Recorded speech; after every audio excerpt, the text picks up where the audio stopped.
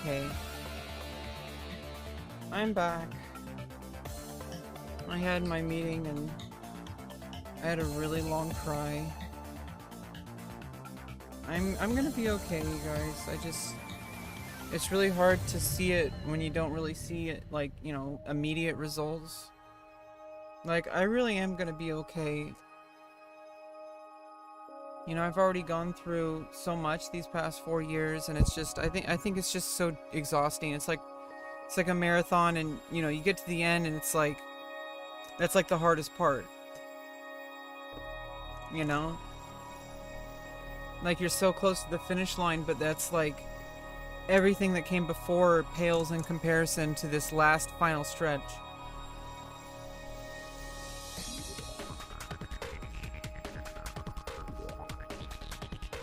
But you know, like I'm pulling myself through to the other side of this. You know, I got a surgery coming up, and then I have some personal spiritual time, and I think I'm gonna be able to develop a really strong career in the future. Once I'm able to really focus and you know, achieve things one little step at a time. Because like, there's a lot of moving parts. You know, it's not as easy as people might think it is. You know, it's like, you know, people say like, oh, you should be a model, or you're so talented, or, you know, all that kind of stuff. And it's like, it's not really based on just looking pretty, you know, like, and I do look pretty. Like, honestly, like, looking at myself, like, right now, and just like, yeah, I mean, I have imperfections, but and I'm not taking care, don't have, like, my hair's all messed up, but like, thoughts on Jazz Jennings? I'm happy for her. I mean, she got a lot of success, and she got her surgery, and she had some, I guess she had some minor complications, but apparently they were cosmetic. And honestly, those are, according, you know, I talked to the doctor, sometimes after like a year or so, like, people might need like cosmetic adjustments, and it's not as like dramatic as I think people think it is. I think people, it's just it's a really personal thing. And when you have a surgery like this, it's so easy to like catastrophize if something, you know. Yeah, I watched some of the show. I don't really know much about her. I'm happy for her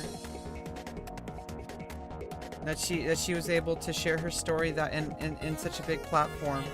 You know, not all of us get to have like a big giant platform. I know that it's like, it's easy to look at like the success stories. And honestly, one day I'm gonna be a success story, you know? Like, it's so easy to look at like the big success, and there's like a survivorship bias. Because, you know, but you don't really see that, like, how much luck is involved, and how much effort is also put into that luck. And also, like, how much of it is just like, you know, being in the right place at the right time, knowing the right people, having things situated in such a way to be able to have that kind of platform with, like, you know, having like reality TV. Like, it's not everybody gets to have that, unfortunately. And, you know, I have to build my stuff up from the ground up, and it's been really difficult, but I'm doing it. And, you know, the best is yet to come. You know, people haven't seen anything yet. Like, I've just been like trying to not fall apart these past 4 years. Like, that's mostly what I've been working on. Just making sure I don't fall apart. But honestly, I got something good inside. I got some real talent. And I also happen to be very attractive. So, there's that too. But I don't think it's all about being attractive or not. It's like, I think that's like subjective or something. Some people don't think I'm attractive. I know I'm attractive. I mean, I also worked really hard to not let myself go. So there's that.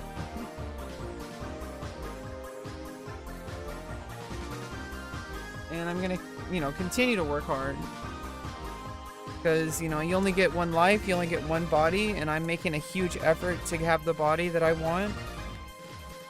Involving not only, like, obviously having a good diet is always good, having exercise always good, but I've literally not only done that, strong exercise, but also literally having surgeries. Okay, so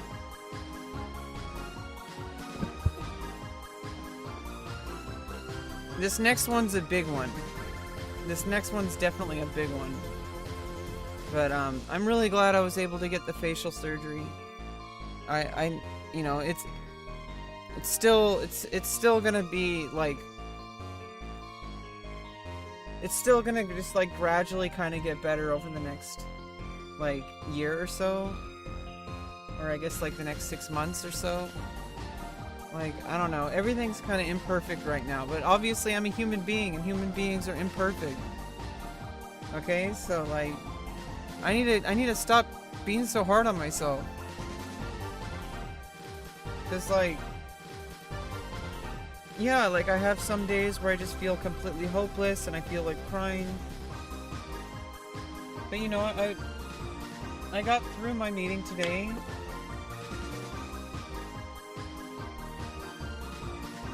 And I know it doesn't seem like I wrote down much, but like, it's actually really important to remember that like I have a good head on my shoulders, and I have a really strong work ethic, and I know what I want. Now, in some cases, I don't really know what I want. Like, I really don't know what I want to feel fulfilled with my relationships. I honestly don't know, because I've never really felt like I've belonged. Even, it's not really necessarily true, because I have felt like I belonged, but it doesn't really feel like, it doesn't really feel like it was, like, I think a lot of it was like, I don't even know, like that's the problem, is like I don't really know what was wrong with it. I don't think there was anything wrong with my current relationships. I just think that everybody is going through a really tough time right now. And myself included. And it's really hard to like maintain friendships through difficult times in the way that we want to, but it doesn't mean the relationships are bad.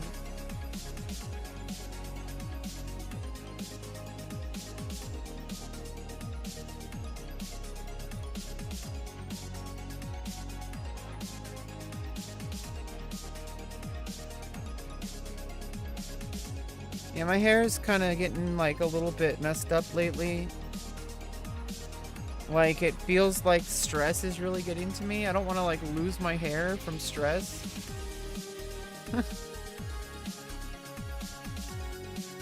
might just need to do like a mask treatment. Also, it's getting it feels really dry.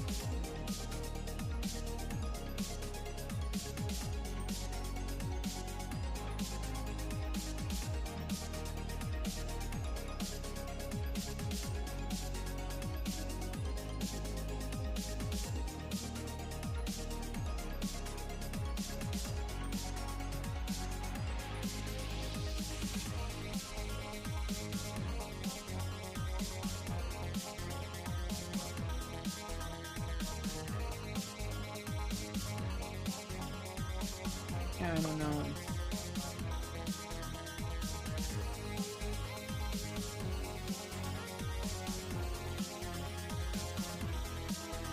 And honestly, you know, it does kind of help, like, knowing that I've been able to, you know, achieve a lot of, like, you know, a lot of goals. And it's not just about my appearance. Like, I feel like a new person in a lot of ways. And not because I'm, you know, obviously a lot of it, I'm gonna be real, some people might think it's unhealthy, but I really had to escape the person I was. That person was not okay. Like, I just had, you know, honestly, there's worse ways to dissociate. Is pretty much, like, I know that people say, oh, you know, you're just trying to dissociate from your past, or you're trying to dissociate from your past self, or whatever. And it's like, well, yeah, because my past self was a shitty person. And this isn't, like, arbitrary. Like, gender-related stuff is very specific. It's oddly specific. Most people who have dissociative issues don't transition their entire body to be a different gender. Like, so, like, you know, it's more than just dissociation, but it is, a part of it is. What's up, Branda Clark? I am doing better than I was earlier. Earlier I was a bit, I had to have a big cry, and then I took a nap. I actually had to take a nap. I'm going through some rough times, okay, but, like, I got a good head on my shoulders, and I'm reaching a lot of my personal transition goals. And I'm also pursuing a lot of stuff outside of content creation, by the way, in case anybody's wondering. Like, I'm pursuing a lot of stuff. Yeah, I look pretty, at least. At least prettier than I used to feel. I almost feel like pretty is a feeling, not appearance. But I don't know, I'm a little bit more pleasant to look at than I was before. At least I think so. I think that goes a long way in kind of softening people's opinion of me. It doesn't, like, solve everything, obviously.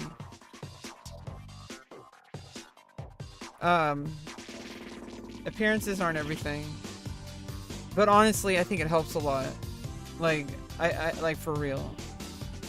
But, you know, I there's more to it than that. And, like, I don't just look pretty. Like, there's a lot of stuff going on in my life, and I have a good head on my shoulders. There's like this constant, there's like this constant, like, battle going on in my head. Yeah, exactly. I'm trying to find inner peace, and I'm not there yet. And honestly, I'm not even gonna be completely there after this next surgery either. Like, yeah, it's gonna go a long way. But that final part is that final spiritual journey, like, that has to be completely within. But I don't think I'm equipped to go there until after the surgery. But that final climb is probably the most difficult one, because it doesn't involve, because with this surgery stuff, it involves a lot of, like, processes in the real world, a lot of maneuvering medical system, etc., waiting. That has, and there's a lot of psychological toll with that. But that final journey towards acceptance and inner peace, that final stretch is going to be the most difficult stretch. So, I mean, at least I'm going to be equipped to do it. And then I'm also going to be able to pursue my career goals, which I have some really ambitious career goals. Okay, I'm not gonna lie and say that it's an easy road ahead of me, but it might be better than I think. I'm not a full-time streamer. I'm not talking about streaming.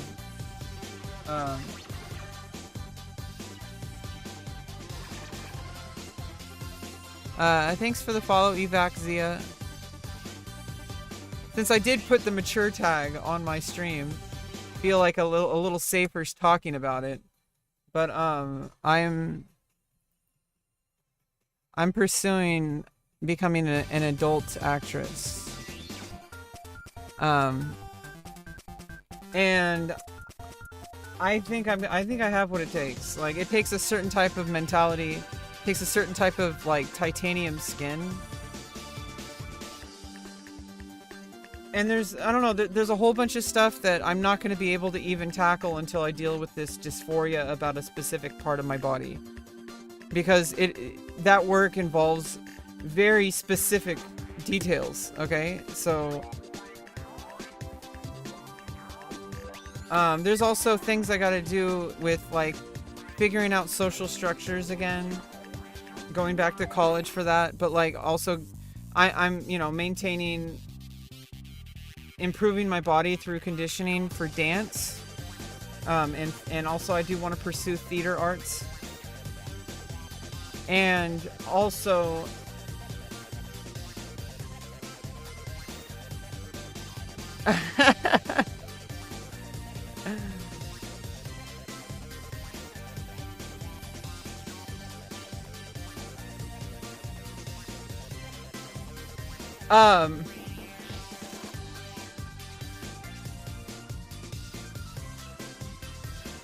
I've already had experience, and even just from my half-assed approach towards, like, doing, like, you know, just webcam stuff, I've already made a couple $1,000s.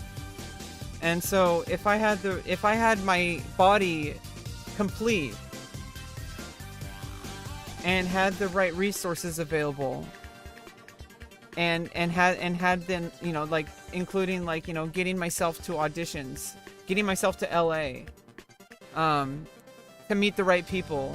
There's a whole bunch of moving parts I have no idea about. Like, I have no idea how to get into the industry. But I have a huge desire to do it, because I have a very specific, a very specific sexual need, and it's not being met, and I can't meet it until after I've had this surgery. And it's already hard enough pursuing the industry as it is, but having this extreme dysphoria weighing me down, it's going to be quite a while before I can return because of physical limitations and also spiritual needs. But I'm going to take care of those the best I can, and then I'm going to get back into it full force, and hopefully with some more resources and hopefully some mentorship. But I'm going to be looking into that, and I'm also going to be pursuing an accounting certificate and some kind of business marketing certificate, which I have no doubt I can just study for the exam and take it. But I do want to go to school because I need that interaction with people. Like, I need the like the energy that you have when you're in a room with other people and you're working together. Like, I need that. Because there's absolutely no way I can pursue the industry if I'm just on my own. Like, I need support, and I need to make that happen myself. So, I mean, streaming, as far as streaming goes, that's kind of like just something that happens in the background. And I think that's how everybody should treat it. Even people who are professional streamers.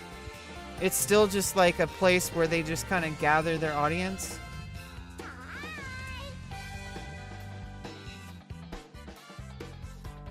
Like, they've achieved success, like, on YouTube and, like, other places. They got sponsors. That's a different thing entirely. But I have no doubt that with the right resources, especially with, like, professional photographers, I think...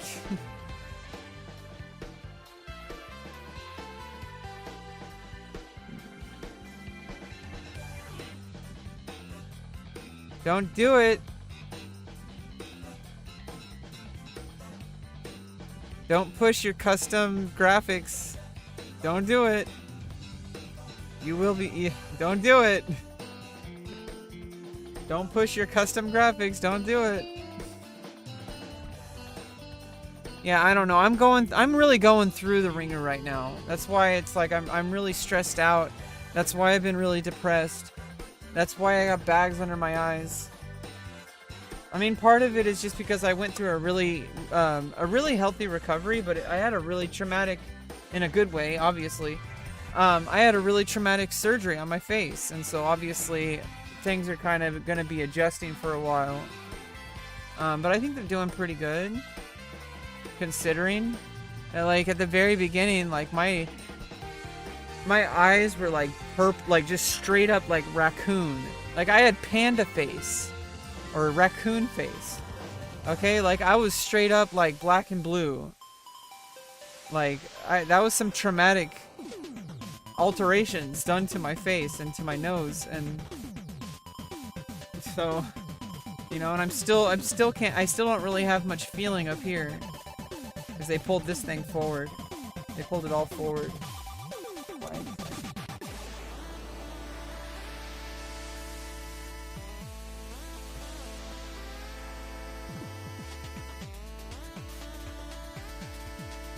I mean, that's where it used to be. Or like it used to be like back here. Now it's over here. So that was a big deal. That was definitely a big deal. And it still kind of is. Like, I think there's also some kind of psychological effect that having a different face gives you that I don't think many people go through. Or like looking at myself in the mirror, it's like, it's not like seeing a different person, but it's kind of like seeing a different person. And it's kind of jarring. I think there is a psychological impact. Obviously it's fine. I'm gonna get through it. It's like, god damn it. Trying to get my hair settled. It's like a full-time job just getting my hair to do what I want it to do. I don't even know what I want it to do. Yeah, there's like blonde spots. I got blonde spots. Not bald. It's just when you split it at like the lighter areas the wrong way.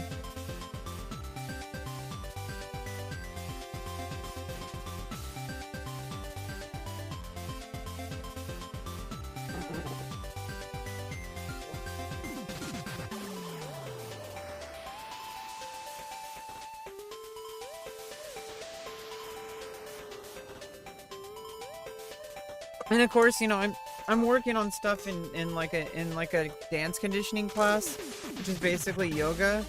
But honestly, I have a lot of problems with my shoulders. And like it bothers me. Honestly, I don't know. I have a lot of body image issues, if you can't tell. It's a mental illness. But it's fine. I'm dealing with it in a healthy way rather than an unhealthy way. Like, I'm not starving myself anymore. I'm at a healthy weight now. I gained back some weight. Because I had lost like 35 pounds. I was down to like, I think like 125, which is really low for my height. I'm like 6 foot tall. I was down really low. I wasn't like starving myself on purpose per se. It's just, maybe I was. Maybe I just didn't realize I was. Maybe that's how it works. I don't know. I really don't know.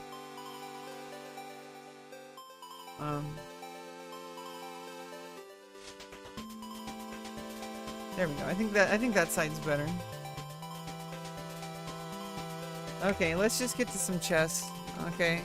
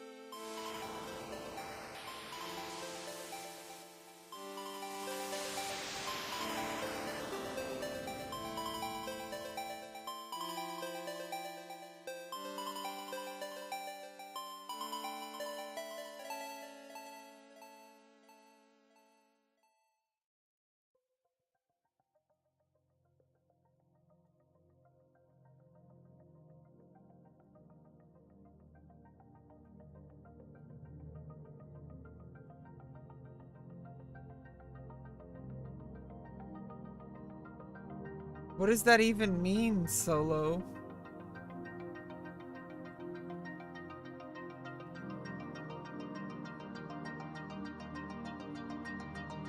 Hey, Fever SF, SFM. Okay, I'm gonna have to Google that to make sure it's safe. I don't know if you're like saying something really bad or not.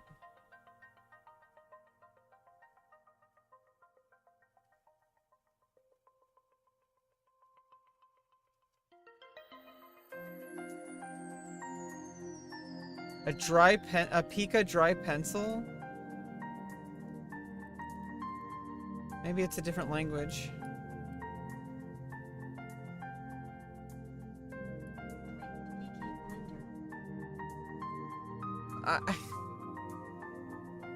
I don't know what you're trying to say with that. It doesn't make any sense. But welcome, Solo.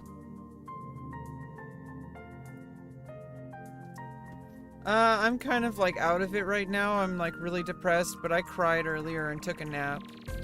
So I'm just kind of feeling really like kind of contemplative now. Solo Hago pre-moves.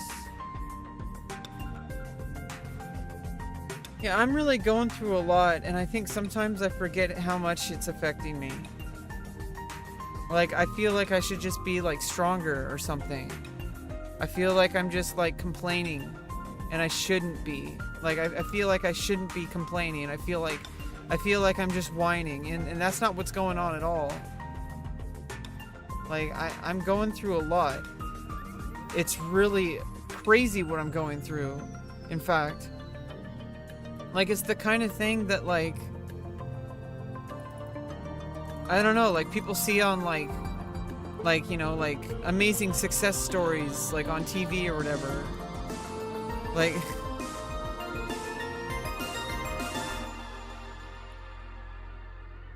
Yeah, I mean, it's not really one of those, like, feel better soon things. I will feel better, but it's more like a... It's like a long-term thing that, like, has its ups and downs. And it's slowly changing for the better. Very, very, very slowly. But it is changing. A lot, actually. And I guess I keep having this goalpost that I keep moving. What am I missing here? Oh, duh. There's a bishop. What am I thinking?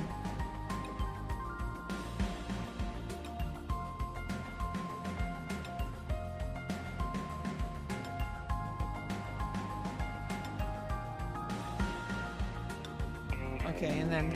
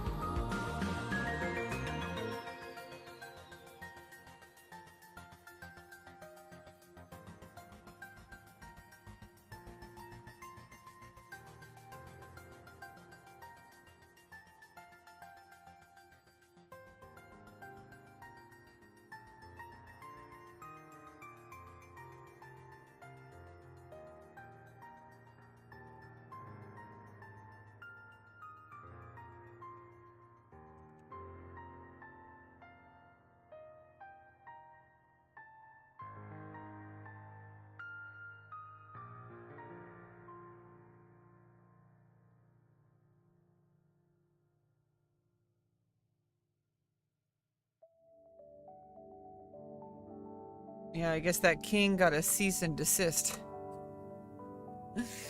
Current chess drama.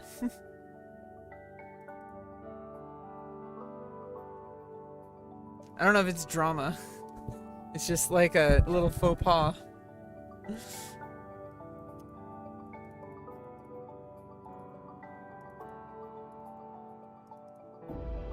I mean, I guess that's drama. It's just kind of weird.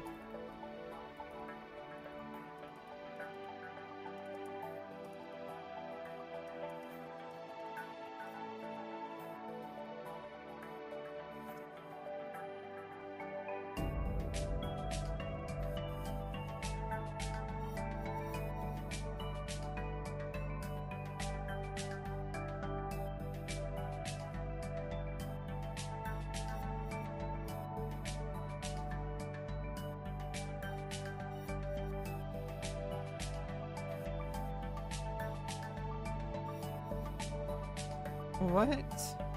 Oh, duh, checkmate. Wait, what? Oh, the bishop, duh.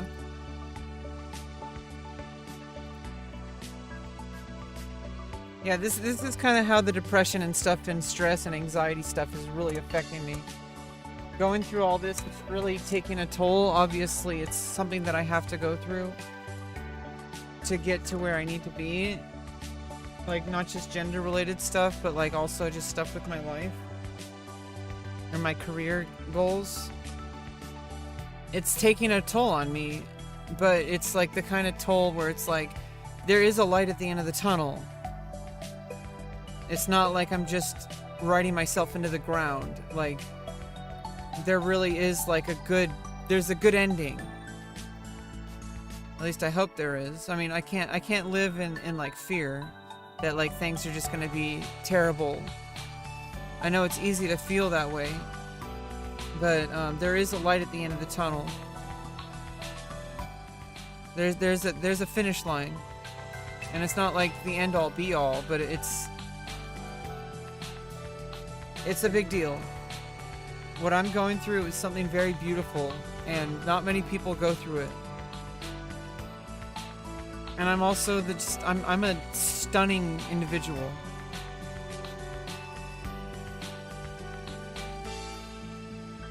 And honestly, I don't want to like say this in like an egotistical kind of way. I've always had like body image issues, and you know, a lot of it was gender dysphoria related earlier on in life. But you know, even pre-transition, like even way back in high school, I remember there was this woman, or there was this girl at the time. There was this girl in high school, and she was like,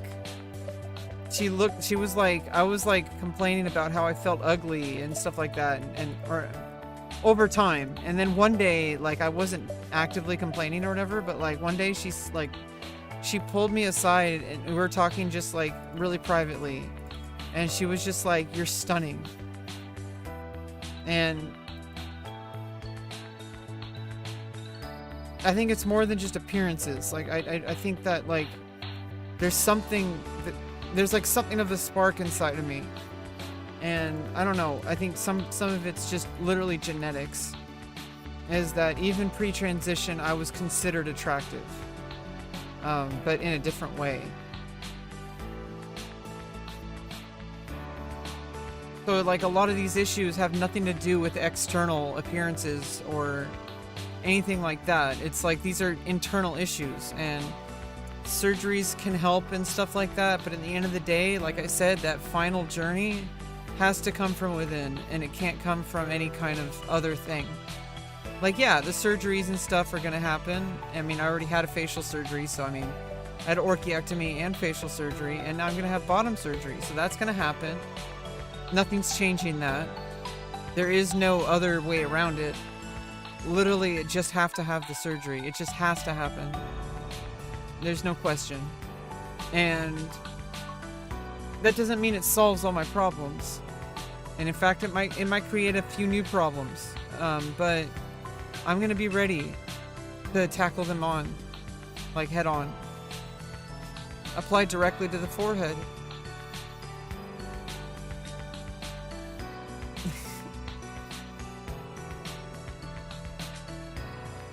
I think I'm gonna be okay.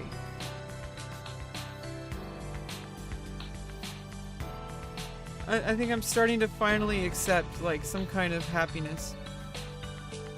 That I'm getting what I wanted, and what I've always wanted. Like, this surgery is on the way. Like, this is really happening. Like, sorry, I just...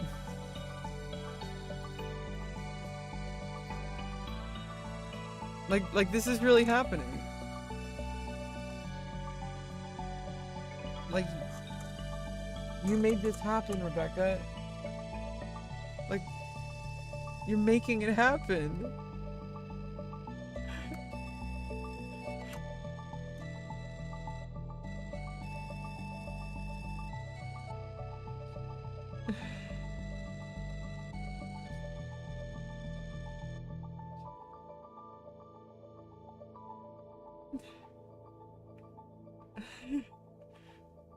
Like, you're here. Like, you're actually, like, on the way to surgery. Like, you never thought that this was even possible. You had given up all hope on yourself back around, like, 2010. Especially around 2014. Like, around 2010 to 2014, you had lost all hope that this would ever happen.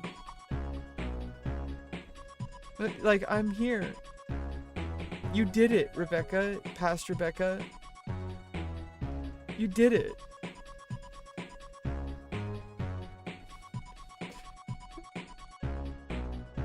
You did it. Well, we're not quite there yet, but you made this happen. You're making it happen. Not quite to the finish line, but it's happening. You can see the finish line.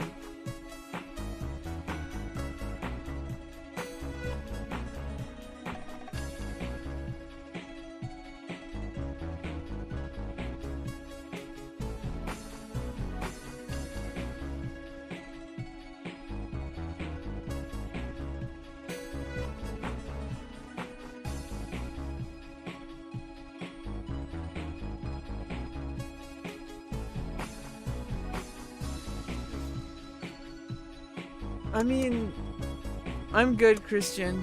I'm just, like, kind of doing some self-talk. I'm just trying to, like, have, like, positive thoughts. Because we're gonna win our chess games. I mean, it's more than just chess. It's, like, life positivity, you know? Like, I mean, seriously, like,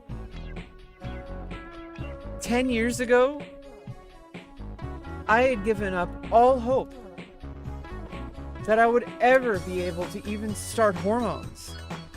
No, something, it's just it's a long-term situation that's been going on in my life.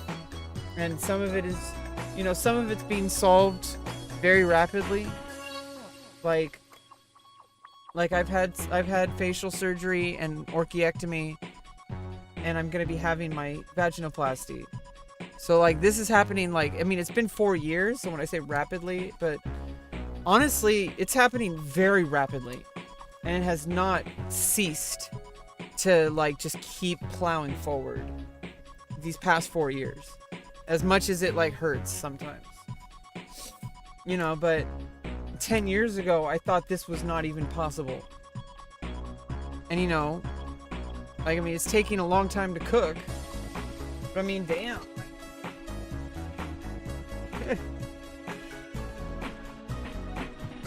Like, I worked hard on this body, but, like, damn.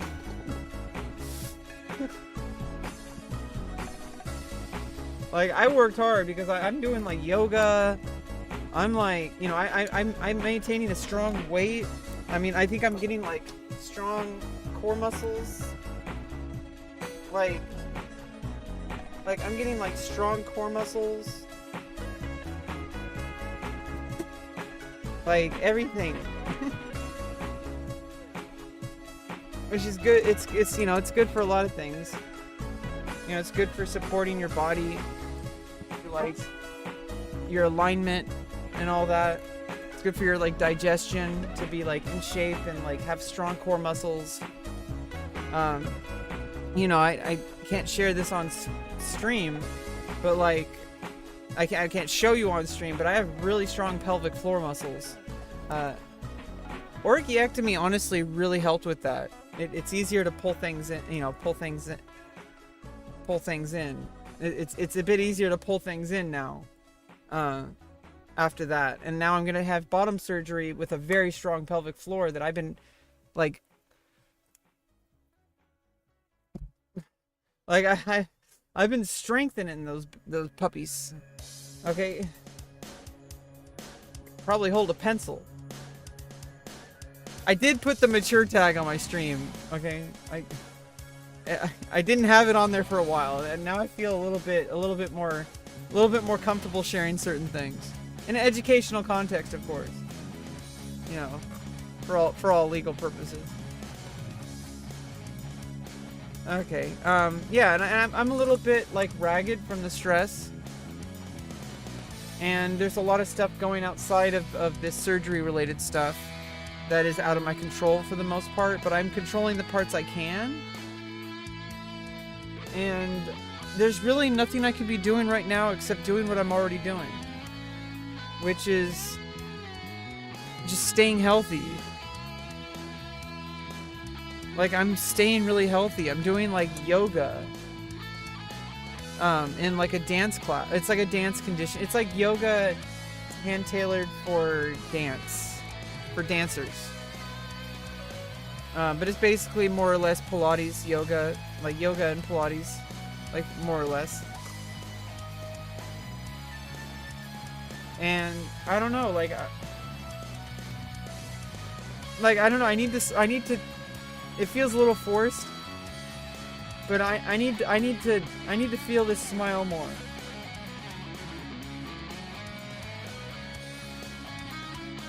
This is what.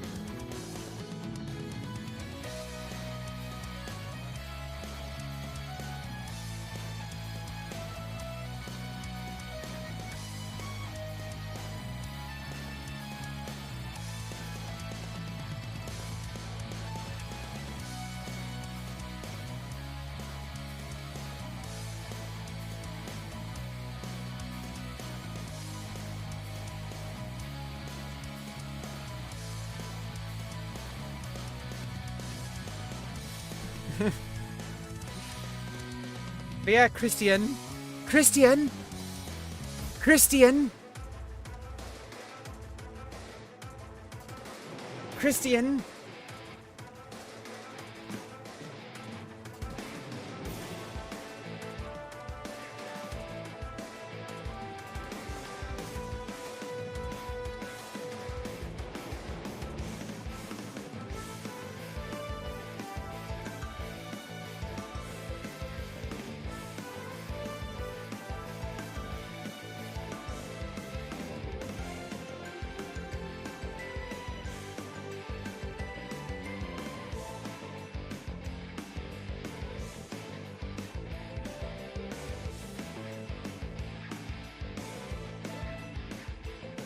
Yeah, sorry. I don't know why I said what I said.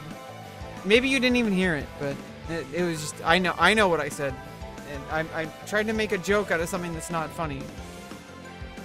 Not a joke, but like, yeah, I tried to make light of something that's not funny. Okay. Anyway, moving on.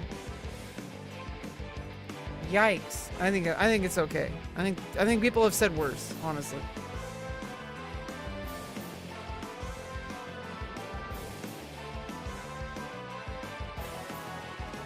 I don't know, just taking the rook.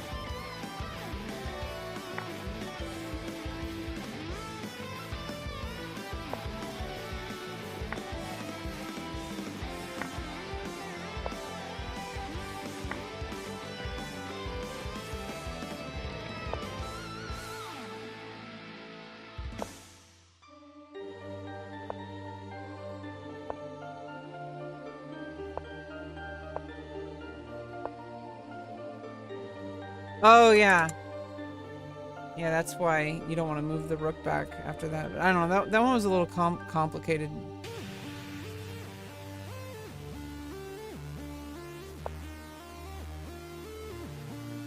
I think that was more of an engine puzzle. Like, every now and then you get puzzles that are just like, the answer is like really convoluted. Like, I mean, like, why would you sacrifice a queen? Like, it's not very intuitive. Like, you would sacrifice the queen instead of the rook. Like, it's hard to tell without a chess engine.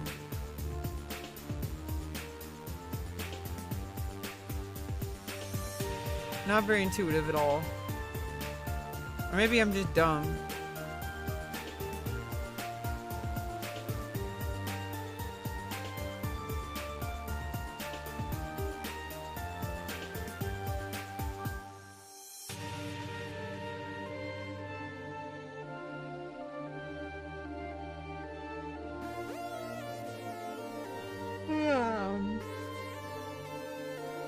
Yeah, I'm trying to force myself to smile more about the situation because it really is something that's beautiful and I've worked so hard to get to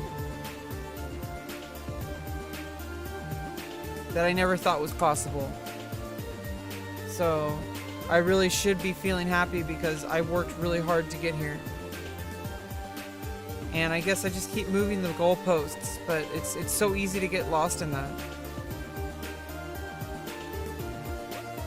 And yeah, it doesn't mean that everything's like all sunshine and rainbows, but you know, it's happening, and I had given up all hope on ever improving. And I guess I haven't because I made the changes.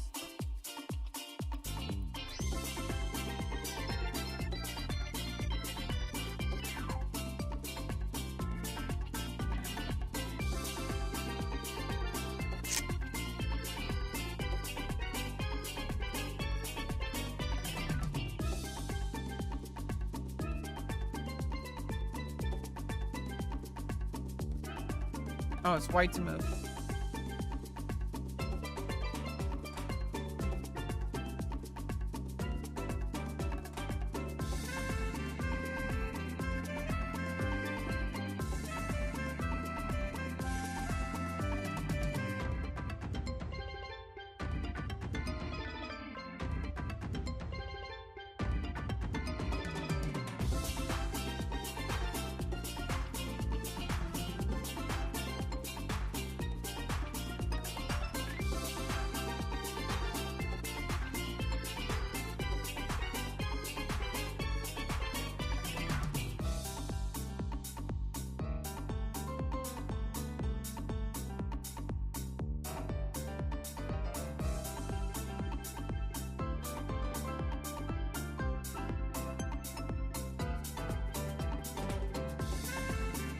Oh yeah, obviously, yeah, you can't go there.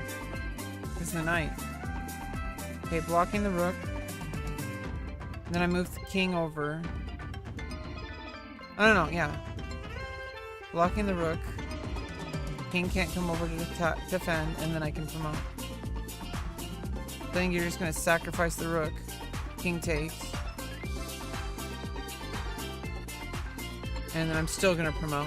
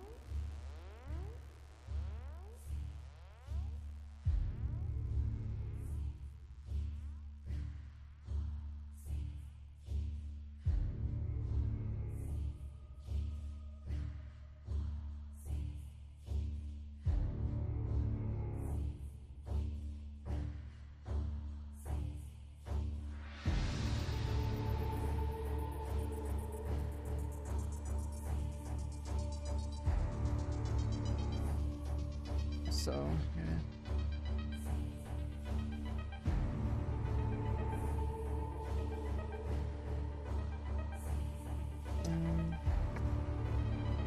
Where'd my hair tie thing go? Oh, there it is. I think it's like hair up time. We're gonna be getting into some tournament, I guess, probably.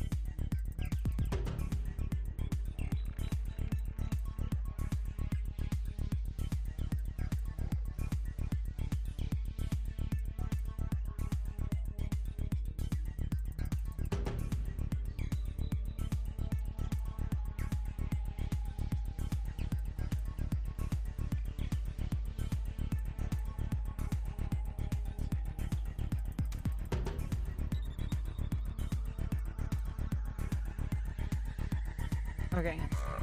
Sorry, I had to take care of some business. I also gotta charge my phone.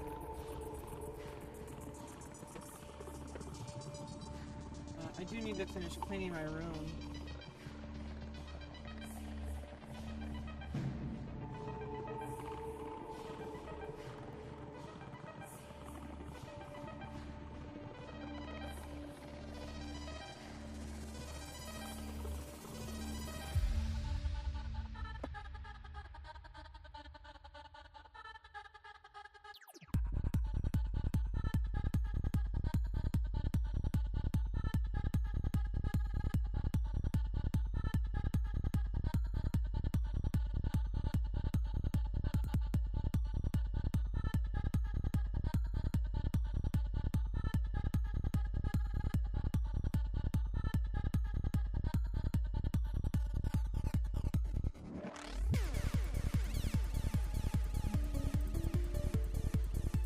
Charger.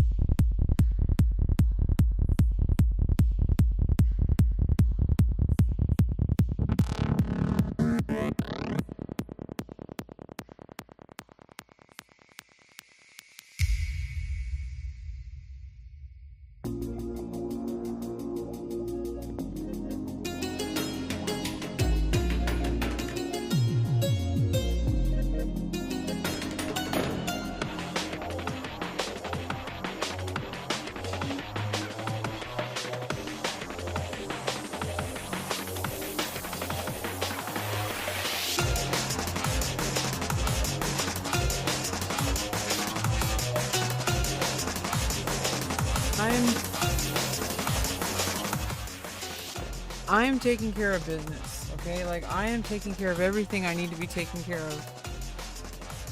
Okay, I need to start smiling more. I need to start smiling more.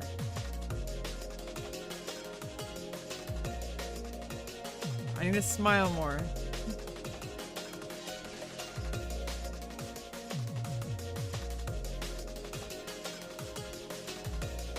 Okay.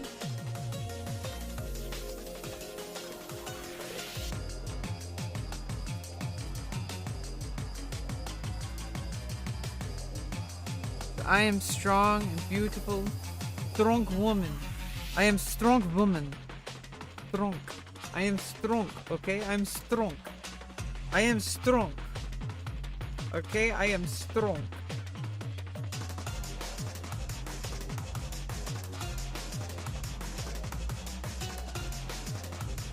Strong and powerful woman. Strong and powerful woman. Woman.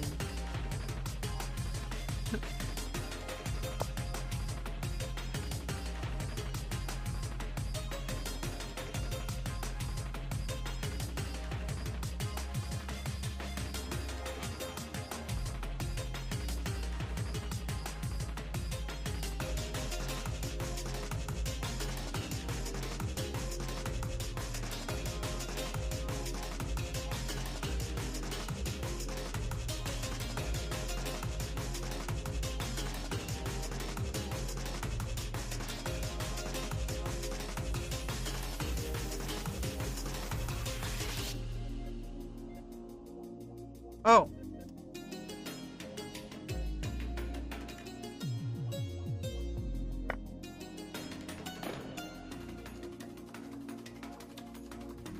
What?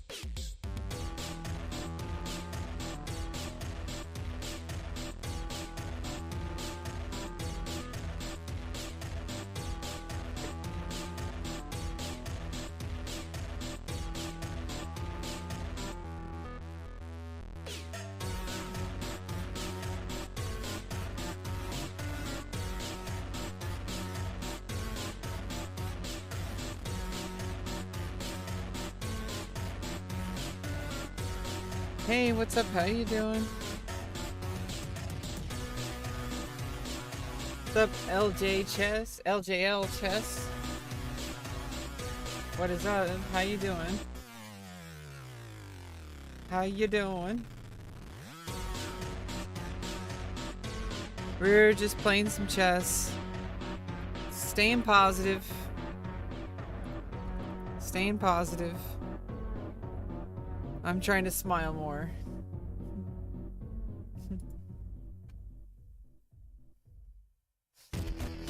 Good things are happening in my life. And I made them happen.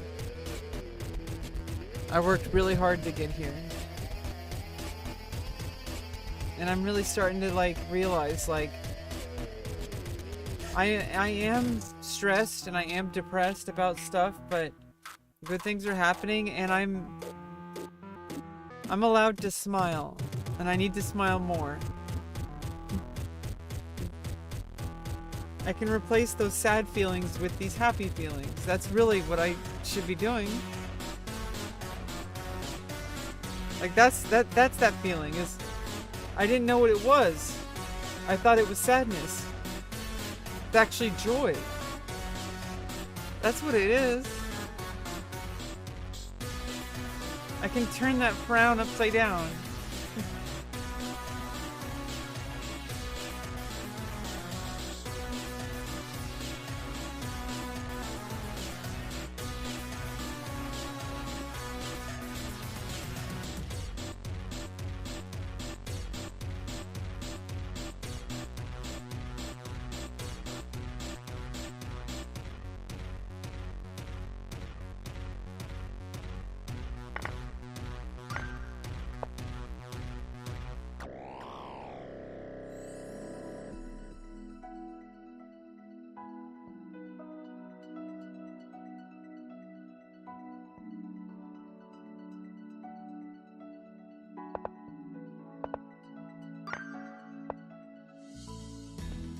Just chilling. Hope you enjoy the vibes.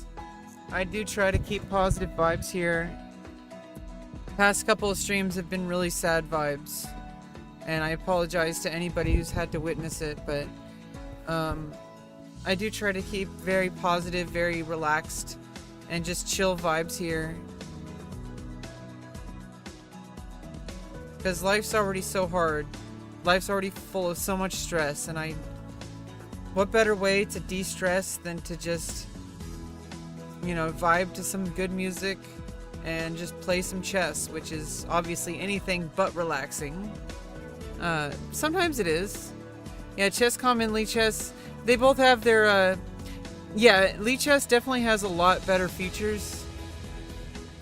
Chess.com does have, like, some things that are better, and they're outside of chess, I would say.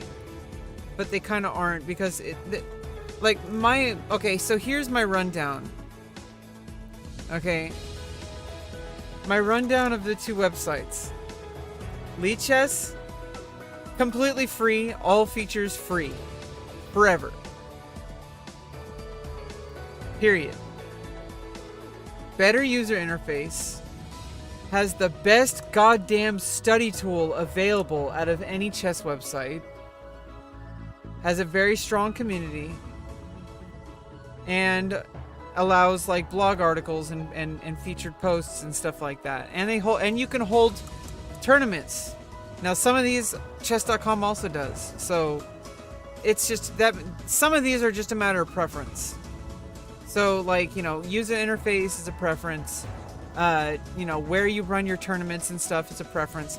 However, if you are a bigger streamer and you want to be sponsored or like, you know, partnered up with chess.com, you're way better off partnering with chess.com because they're a for-profit company. In fact, Lichess, I don't believe, does any sponsors. They might. I'm not sure. I don't think so. And they're a non-profit.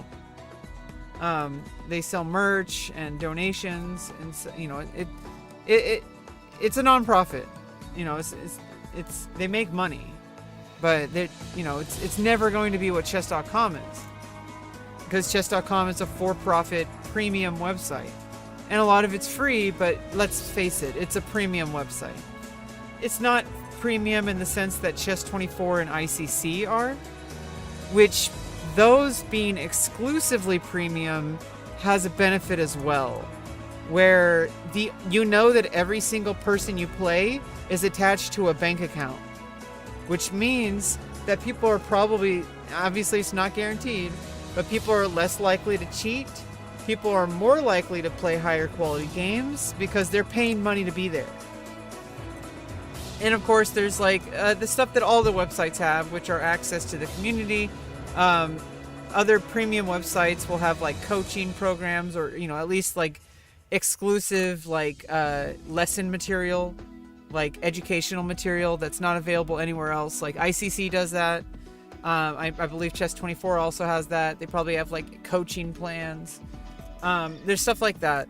Chess.com, however, has proprietary when we're going into like kind of general population like free websites where chess.com is technically free as well, so it's open to the general public. Just not, there are premium features, but for the most part anybody can play on the website. I would say chess.com has the better servers because they're for profit. They have the better anti-cheat technology, which is very important, especially if you're much higher rated. I would say if you're anything under 2200 over the board, it doesn't matter which website you play on. Now, if you're 2400 plus over the board, you'd probably benefit way more from playing on chess.com, simply for the matter that everybody who's that a higher rating is probably going to be a lot more scrutinized with the anti-cheat technology. And I think there's just generally more players on chess.com who are higher rated than on Lichess. Because last time I checked, there is kind of a drop-off point around like 2300 rating on Lichess. Last time I checked. Obviously, there's title tournaments and stuff like that. I think from last time I looked at the analytics, Lichess has a higher density of lower rated population. So if you're lower rated, I think Lichess is probably better. But maybe it's similar to chess.com. If you're much higher rated, I think chess.com should be for you. And at that point, if you're that much higher rated, you're probably going to be partnered with chess.com anyway, or at least they'd probably want you to be. Even if you're not very good of a very popular streamer. Because at that level, people are literally just going to show up just for your chess ability. So I think chess.com knows this, and they would want to partner with grandmasters, international masters, like any title player really, national masters, women titles. Yeah, and Lichess does do anti-cheat as well, and they do refund your points. So there's that.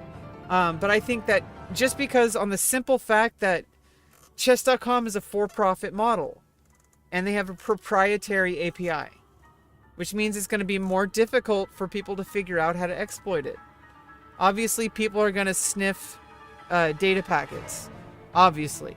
But at the same time, Lichess is run on an open source API, which means that any potential hacker or someone who wishes to exploit the server code, or find out like how they do, something like that, would have a slightly easier time because they would be able to understand the API better.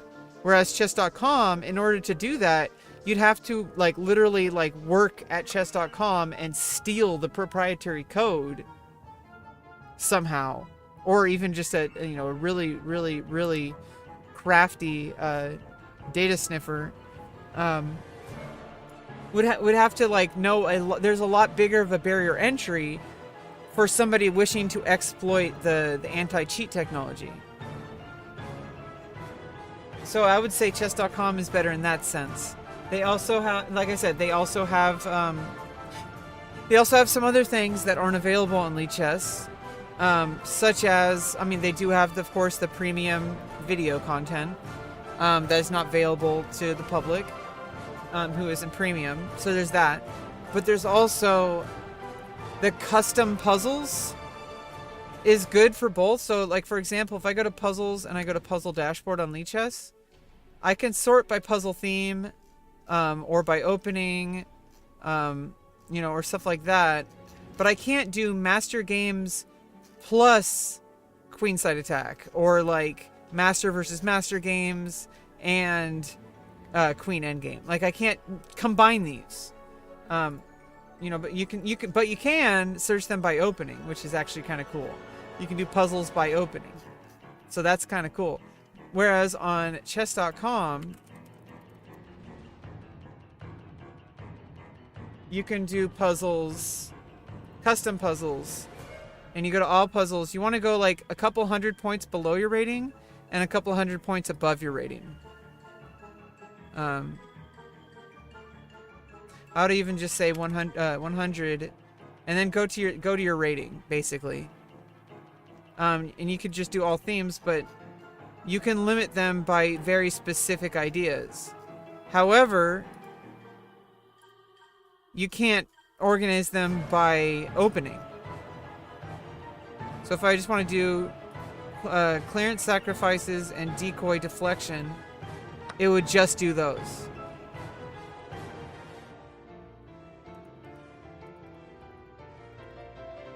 In the end of the day, it's still chess. Remember that. Oh, oops. I thought I transitioned. Okay.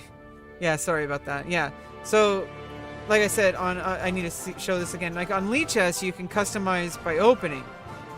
Like if you want to look at just positions out of a specific opening, which I think is probably the better way to study chess openings, because you're doing puzzles, but you're also looking at positions that are likely to occur in those openings. But you know, you can do puzzle by theme, but you can't mix and match. Whereas on chess.com, on chess.com you can do custom puzzles, and you can also sort them by rating. The rating sorting on Lichess is a little bit more kind of rudimentary. You can only do -600, and you can't include -600 2 plus 6. Like there's no range, right? So right now I'm rated 1882. If I do normal, it's only going to do 1800 to 1900 rated or so.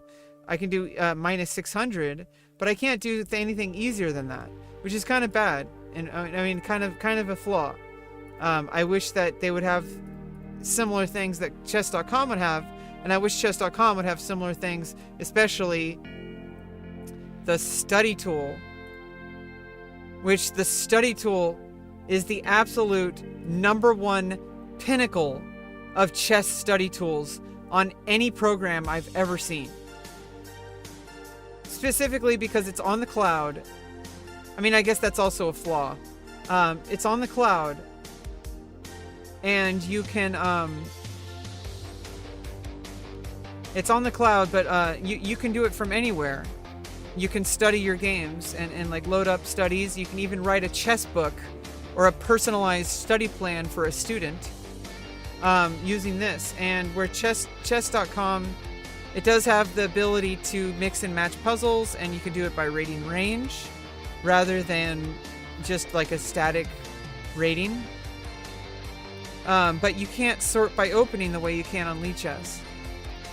Like, you know, you can't like literally just do, you could just do literally tactics just in the opening, or you could literally do by opening specifically.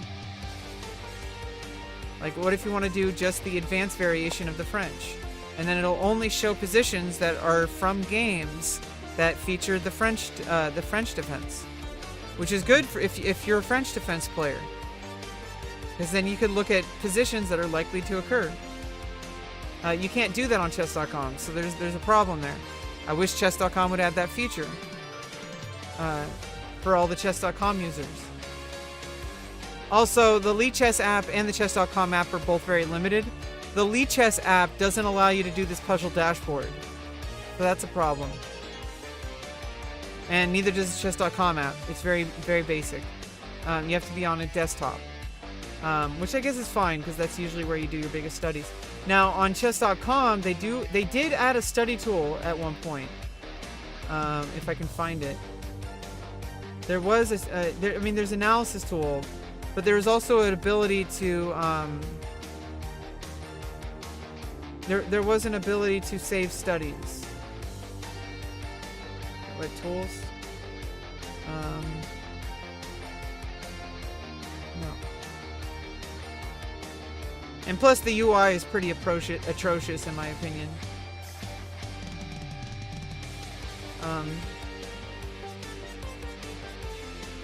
Okay, yeah, I guess they did add a similar study tool. Oh, they added the classroom to. Okay, so this is actually kind of cool. They added this, I guess, to. I think they originally only used it for like partnered streamers. So I think originally only partnered streamers could use this. So now you can actually like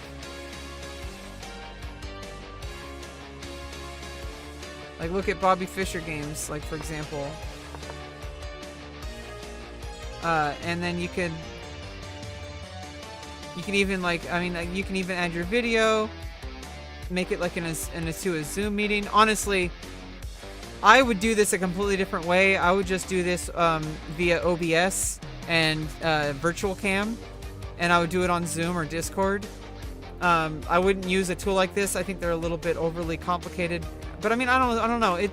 It's probably better to do it real time. So, like, I don't know. I do think that it's a little bit awkward compared to Lichess has the studies where you could sync the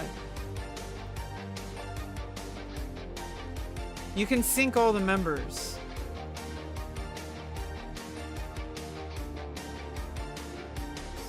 So that people can move past it. They do allow voice chat. So you'd be able to work with people this way. But, you know, you can add commentary to it really easily. I think it's way better, in my opinion, way more intuitive to, because Lichess is really simple with the study, and it's simple and really effective. Like here, castle. White castles in order to protect the king. Okay, like, I just saved that immediately, and it's now literally in the PGN, like right there, as if it was a chess book, which I think is an amazing tool for any kind of chess coach to be able to use.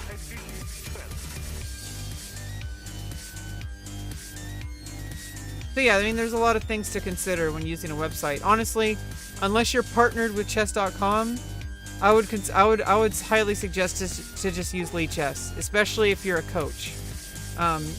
There are tools for chess.com, so I guess it comes down to personal preference. If whichever one's easiest for you to use. In the end of the day, what matters is the chess pieces on the chessboard and the students, including yourself, because you're a student too.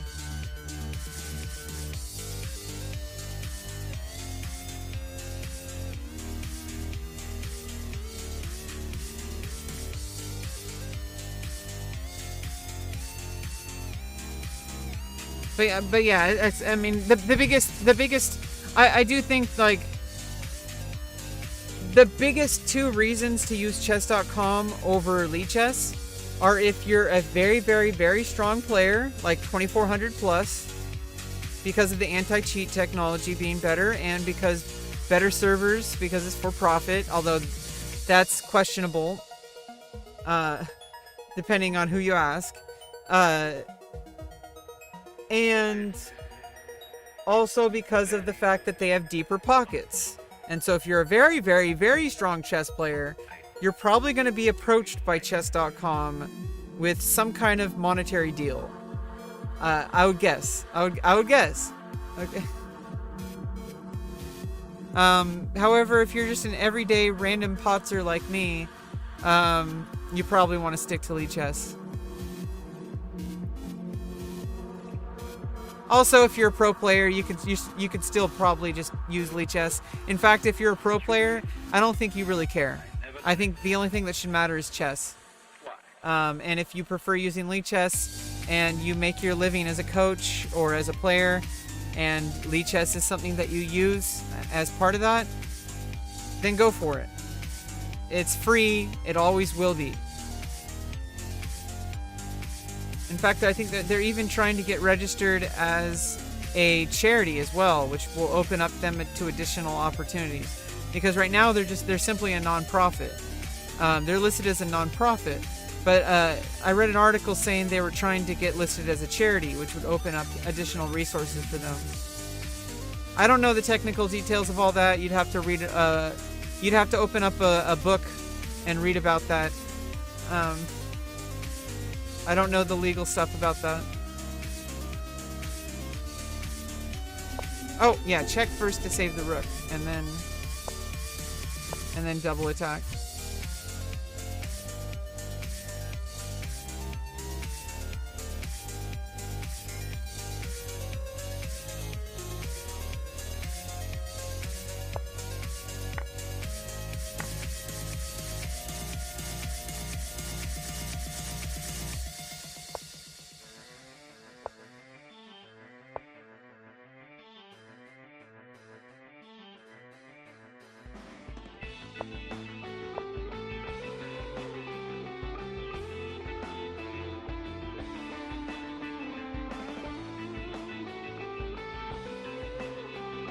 fact, let's actually do... I do a lot of the Sicilian defense. Let's do a lot of positions out of the old Sicilian. There's only 9,000 in the database. In the debase. All your debase belongs to us.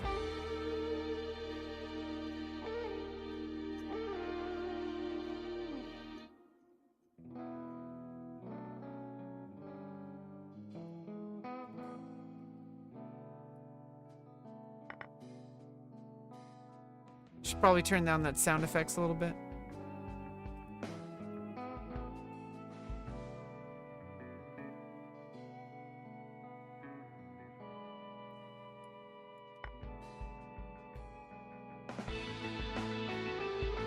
But yeah, I mean, that's basically all I have to say between the two websites. They're both really great websites in their own right.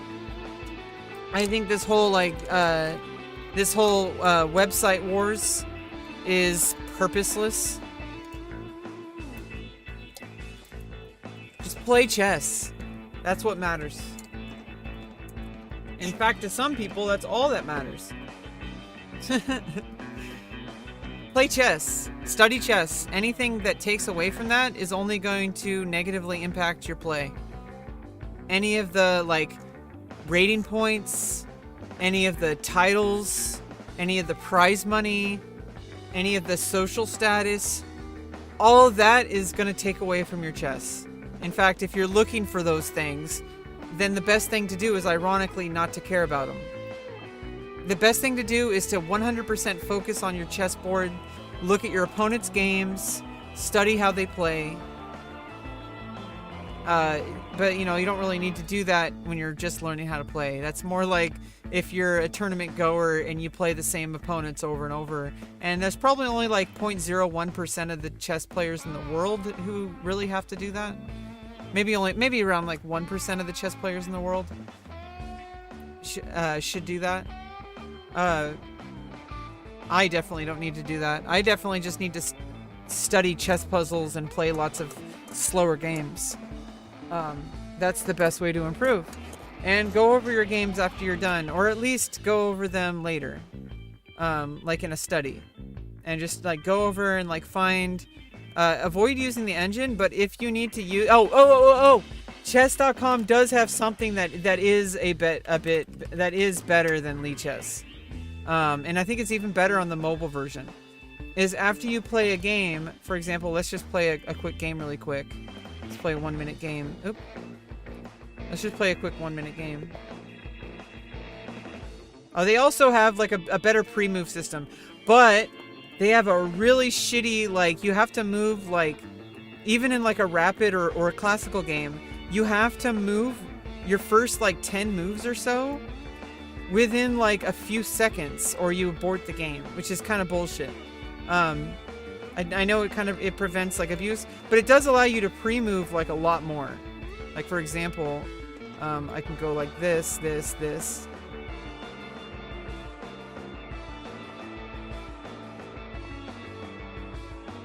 I got checkmated. So that's why you don't want to pre-move that way all the time. Oh, you didn't see that. You didn't see it because I had to move the camera. I didn't move the camera, but basically I want to show you. They have a game review system. And I know you can't see the board. But basically, and by the way, this isn't how they detect cheats. So if somebody has a high accuracy, it just means they played accurately. And you could play accurately if it's a forced move. Like, so basically, you look over the game, and it even tells you, like, this activates a bishop by developing off of its starting square. This is the queen's pawn opening. You've played this opening 48 times. See, it gives you some statistics as well. So that's kind of cool. And then it shows, like, what the common, what the common replies are. Besides that, like, you could do bishop g4, like in the Chess Explorer. You know, like, I don't know. Like, you can explore things, like, if you wanted to, but you go to the next key move, it'll just go through it, and it acts like kind of like a little mini chess coach. Now, obviously, this is a blunder because this lines up a checkmate. So I need to do something about that. I think one way to deal with it is I can move this pawn forward. If captures en passant, I take with the knight, and the knight defends h7. Other than that, That's actually best. So that's actually the best move. Because now if you take en passant, take with the knight, and I'm defending against checkmate.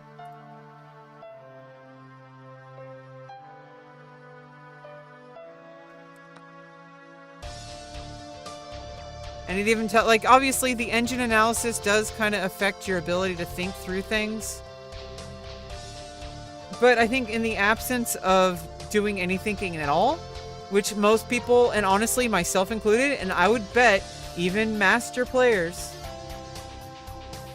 oftentimes will not look at a game afterwards. Even if they could. Even if they had the opportunity. They know they should look at the game. You can even turn off the feedback.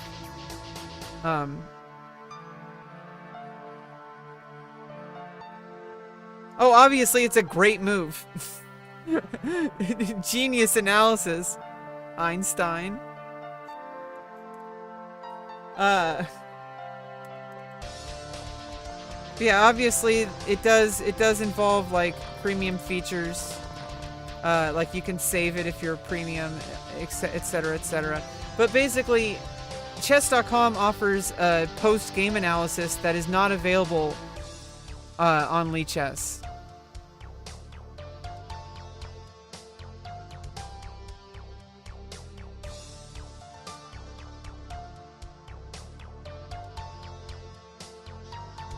So like there's that. The game review, like 9 times out of 10, I doubt, especially with bullet games and blitz games, I doubt even a world champion would review their game afterwards if they're just playing a casual 1-minute game or 5-minute game. If I know they might claim otherwise, but I would bet real money that 9 times out of 10 they just click on new game or rematch. They just click on new 1 minute or they click on rematch. They don't click on that big game review, which I think is why they made it big. Because it's easier to click that big green button, right? So you click it, and then it does a quick little game review. And you could like look through it, and it tells you like little insights about it. And then it'll show you like your first mistake. And, you know, it says like, oh, this is a blunder. Retry it. Another move would be just to like play here. Now that's inaccuracy. But like obviously, as we saw, this is the best move possible. However, there's other ways to deal with this. Actually, there's no other way to deal with this.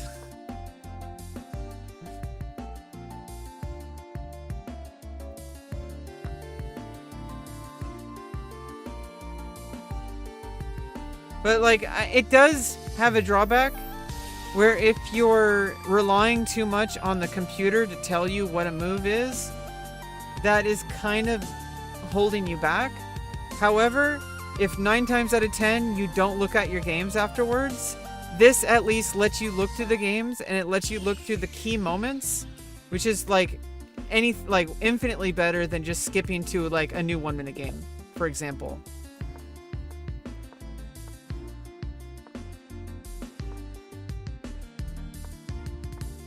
And I know you can't see the game all the way. I'm just doing this just to showcase, like the game review feature.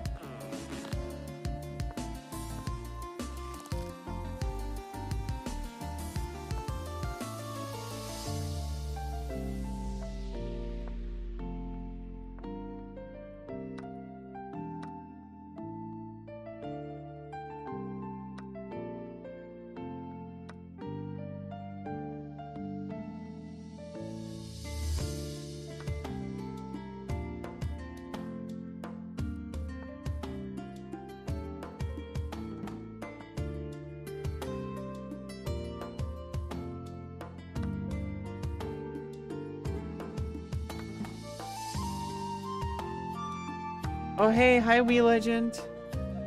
Are you a Wii Legend? Oh no! Oh never mind, I was like, wait a minute, what? Okay.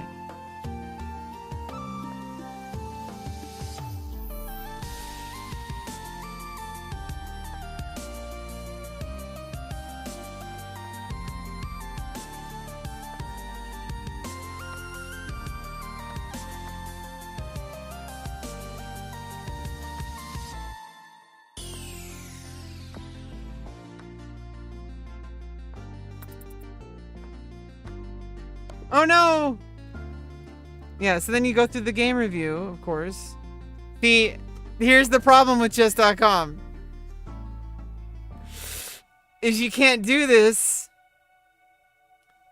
more than once a day unless you're a premium member. There are ways to get premium membership for free. For example, if you go into a partnered streamer might be doing a tournament where they can gift away to the top players of a tournament they host. Sometimes you can get free premium memberships. And you know, there's people who gift premium memberships to like subscribers or to like, you know, who win a tournament, or like on Twitch streamers and stuff, YouTube streamers. And there's probably going to be like plenty of like really hidden communities in the community. Yeah, I know it's covering the board because I have it set up for Lichess. I was just showcasing. Someone asked about like what I think about chess.com and what I think about Lichess. Both of these websites have very good features. Some of the features are paywalled on chess.com, unfortunately, but those features aren't available on Lichess. However, I think for the most part, if you're a very resourceful chess player, it doesn't really matter. You'll be able to find the resources you need just right on the chessboard, and know how to use the tools available. Which on Lichess, if you're very resourceful, you can spend your whole entire chess career literally only on Lichess. You can make a whole coaching career on Lichess because they have a very sophisticated puzzle tool. They have a master game database. They have, of course, the millions and millions of games played on Lichess. They have a very sophisticated puzzle tool. Like right now, we're only looking at openings in the Old Sicilian, which is what I play recently. They only have 9,000 games in this database for Old Sicilian. But it does limit puzzle positions literally to only to positions that occur in that opening. So it kind of gives you a lot of strength in that. Whereas you're not able to do that on chess.com. I generally don't like thinking about websites that way. I play on chess.com whenever I have a viewer who wants to play on chess.com. However, I would prefer to play on Lichess because I have my overlay set up for Lichess. I don't want to have to move my camera around. But that's just because I'm a lazy streamer. Oops! Obviously there's a knight there.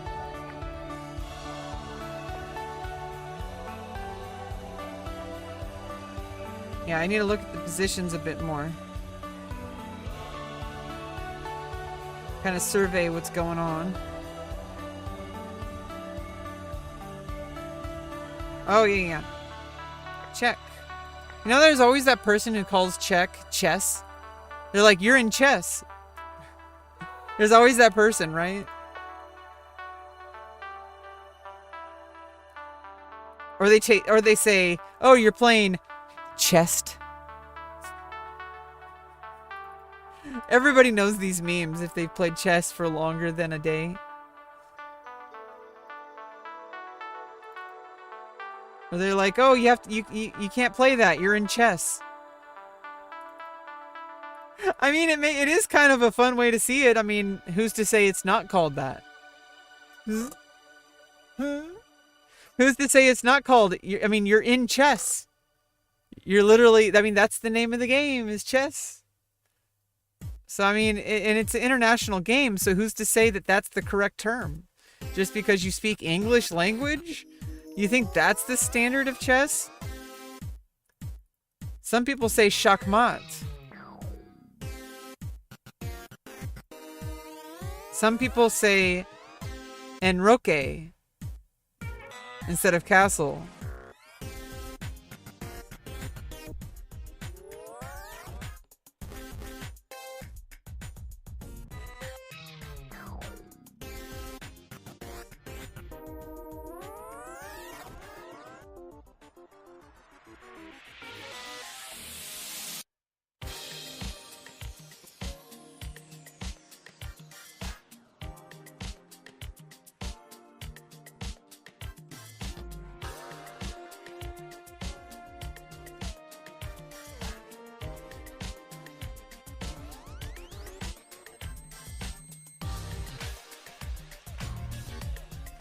Hey, what's up, Daria? How you doing? Playing some chess. Let me know if you want to play. And that goes for anybody. I don't know why I didn't say that earlier. I'm always up for community games. I could even host a tournament if we get enough people. I could do a simultaneous if we. I can do a simul if we get enough people.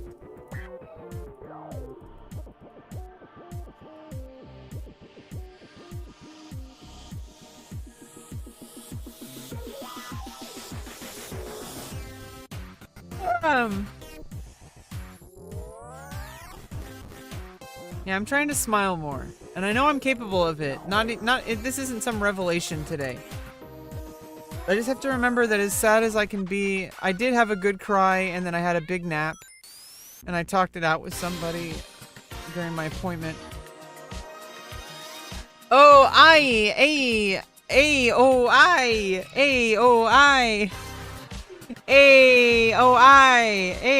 Rebecca. You have been P.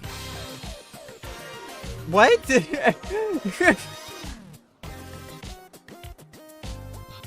But yeah, I'm trying to learn how to turn that frown upside down, and even just like remembering that, like, hey, like, Rebecca, 10 years ago, you could have never imagined yourself being where you are right now.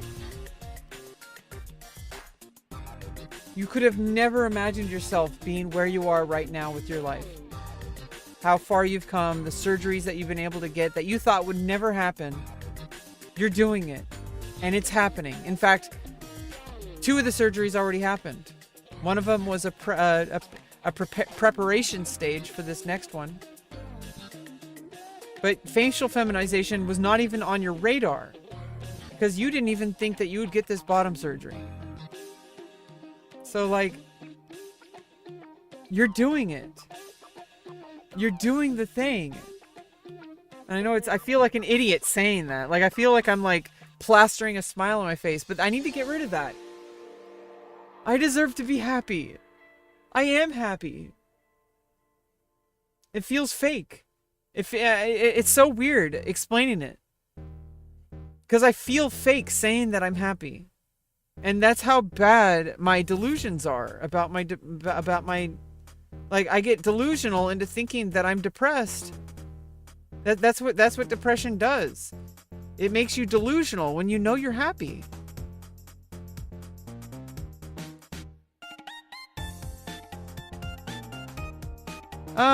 You see my ranking? This isn't my ranking, this is my puzzle ranking.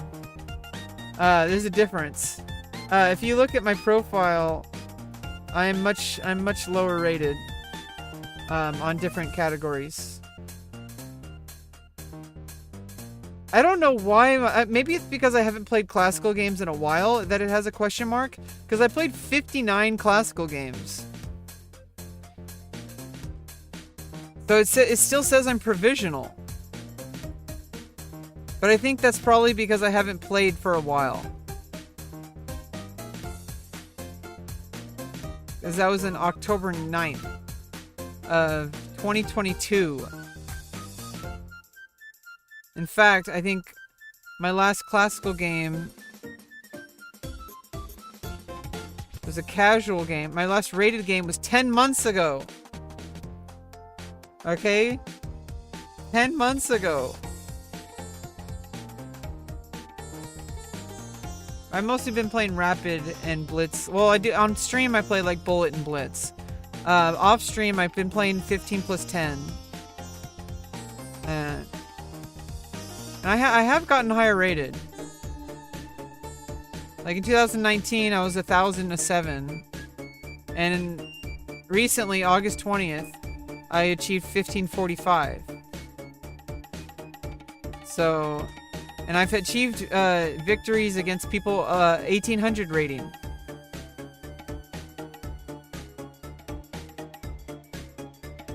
Okay, so don't think about rating at all. Rating is a trap. Rating is honestly a trap. It's a good indicator of where you are for like analytic purposes, to like kind of know where your progress is, and also to pair yourself against most likely similar rated opponents. That's what it's good for. But don't attach your ability to your rating, because you can play against a 2000 rated and win, as long as you play the right moves. You're in the 200s. You want to play? I can improve you by 500 rating points in one game. Guaranteed. As long as you're willing to listen and apply the lesson. I can play you a single game and increase you by 500 rating points. If you want to send me a challenge. In fact, I could even increase your rating by like 500 points just in a study. Let me solve this first.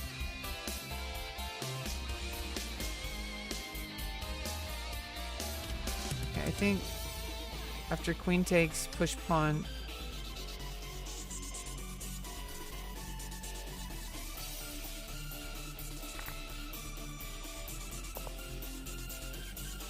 And you win a bishop. Okay, so if you go into studies, I'm gonna make you a brand new study. Oh, I think I just have one that's just an empty board.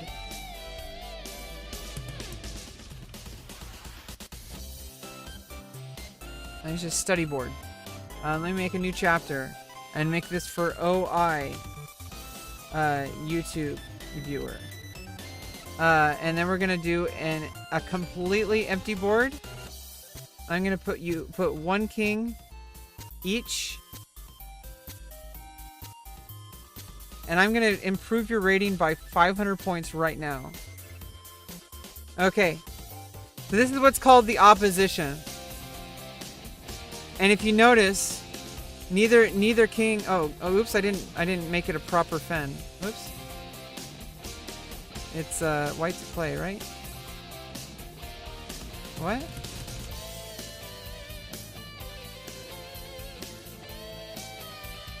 Okay, so you notice you can't move the king forward. Actually, in fact, I can't move the king at all. So how about empty? Wait.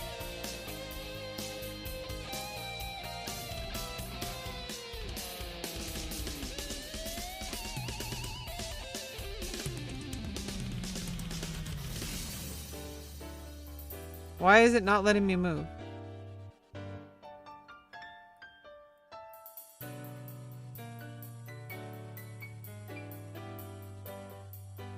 I'm basically trying to, okay, let me, I think I know what to do.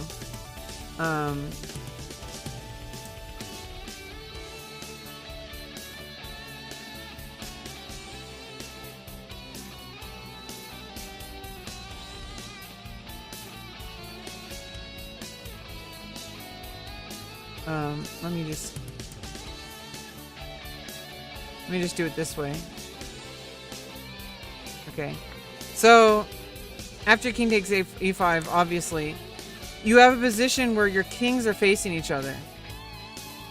And let's say you want to get your king, past this other king. Now, like, you want to think about, like, what are the moves available for your king, and why might you want your king up there? Now, that's something you want to think about long term. Just think about these things. Don't try to answer them. Think about, like, why might you want to get past this king? And obviously, you can't move past any of these. Now, it's black to play. So, so anywhere black moves, it's going to take away options from white's king. I mean, it's gonna take away one option and it's gonna allow another option. Because right now, as things are, if black could skip their turn, white couldn't make any progress. You'd have to then go a different direction. However, if black's king is trying to get over to A1, and white's king is trying to get over to A8, and it's black to move, I guess you're gonna try to get over here somehow, right? So. Oh God! It won't let you move if there's no pieces on the board. This is a problem. Okay, that's a problem. Let me just add a pawn. Okay, let's just add a pawn. Black to play, okay? Okay, so let's say you move here. Well, now this allows you to move past this way. And because, you know, now you're in opposition again, white moves over here. Black's going to try to get to A1. However, white's going to try to get to A8. So how many moves is that going to take? At least 1, 2, 3, 4 moves. How many moves is it going to take black to get to A1?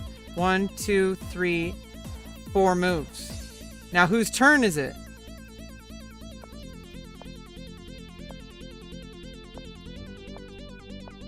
Black wins. So if there's an equal number of turns to get to a single square, 1, 2, 3, 4. However you choose to get there. 1, 2, 3, 4, and this choose your own adventure. Since it's black to move, and it requires 4 turns, black's gonna get there first. And of course,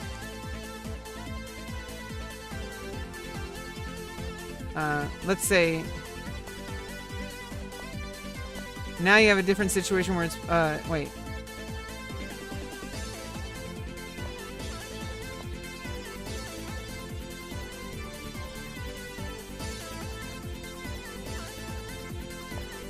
Okay, 1, 2, 3, 1, 2, 3, 4. Oh God, okay. 1, 2, 3. Okay. 1, 2, 3. 1, 2. Oh God. Okay. Now it's white to move. 1, 2, 3. 1, 2, 3. Okay, so white to move. 1, 2, 3. Now white wins. And this is what's called tempo. If you think about nothing else for the next 100 games, other than this concept, you will absolutely increase by 500 rating points. Guaranteed, or your money back. Okay? This concept of the opposition, keep this in mind. But if nothing else, think about the concept of tempo. That if it's your turn to move, and there's an equal amount of moves to get to your goal, then you're going to get to it before your opponent, as long as there's, you know, no intervening moves. Especially in a game where let's say white is going, okay, let's just bring the kings back into the center, for example. In fact, let's kind of shift them around. And you could just like study with just the kings and pawns for a second. Now you notice here, you know the rule of trying to advance the pawn to the end, right? But black has a king. And you're not going to be able to win here, but you're going to be able to draw if you can stop that pawn from getting there. So how many moves is it to get to the top? 1, 2, 3. Now how many moves is it going to take the pawn? 1, 2, 3, 4, 5. So even if I started moving the pawn right now,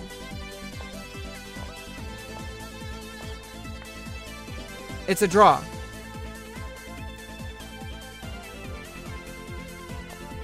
However, if I move these here, now the king's ahead.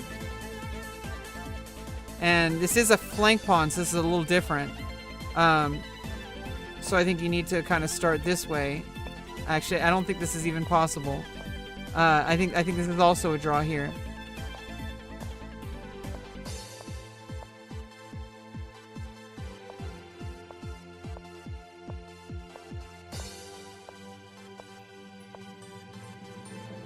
Yeah, it's a draw. That's stalemate. So basically there's just like basic ideas where you want to be able to use your kings, and you want to understand the idea of opposition and where your kings are placed and compared to where other parts of the board exist. You know, you could even just you know, play against the computer, basically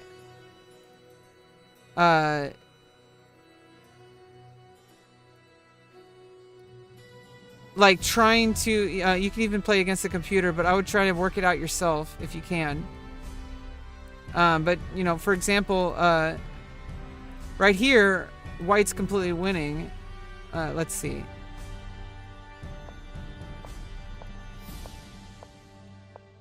Okay, and now...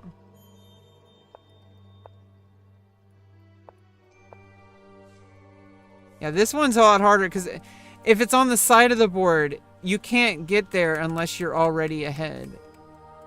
Yeah, this is an absolute draw. Like, there's nothing you can do because it's on the side of the board. Now, if I added another one where the pawn's over here, for example, and I have the king here and the king's right here, and I'm behind, if I'm behind, oops. It depends on where your king's at. Turn off the engine. Okay, let's say it's white to move here. If you go this direction, white basically just wants to prevent this pawn from promoting. So you move the pawn back. Try to get ahead of it. But of course you can't. So then you go behind it again. But basically you want to go like this. And as long as you keep that opposition, you have this pattern here. And then you always move back.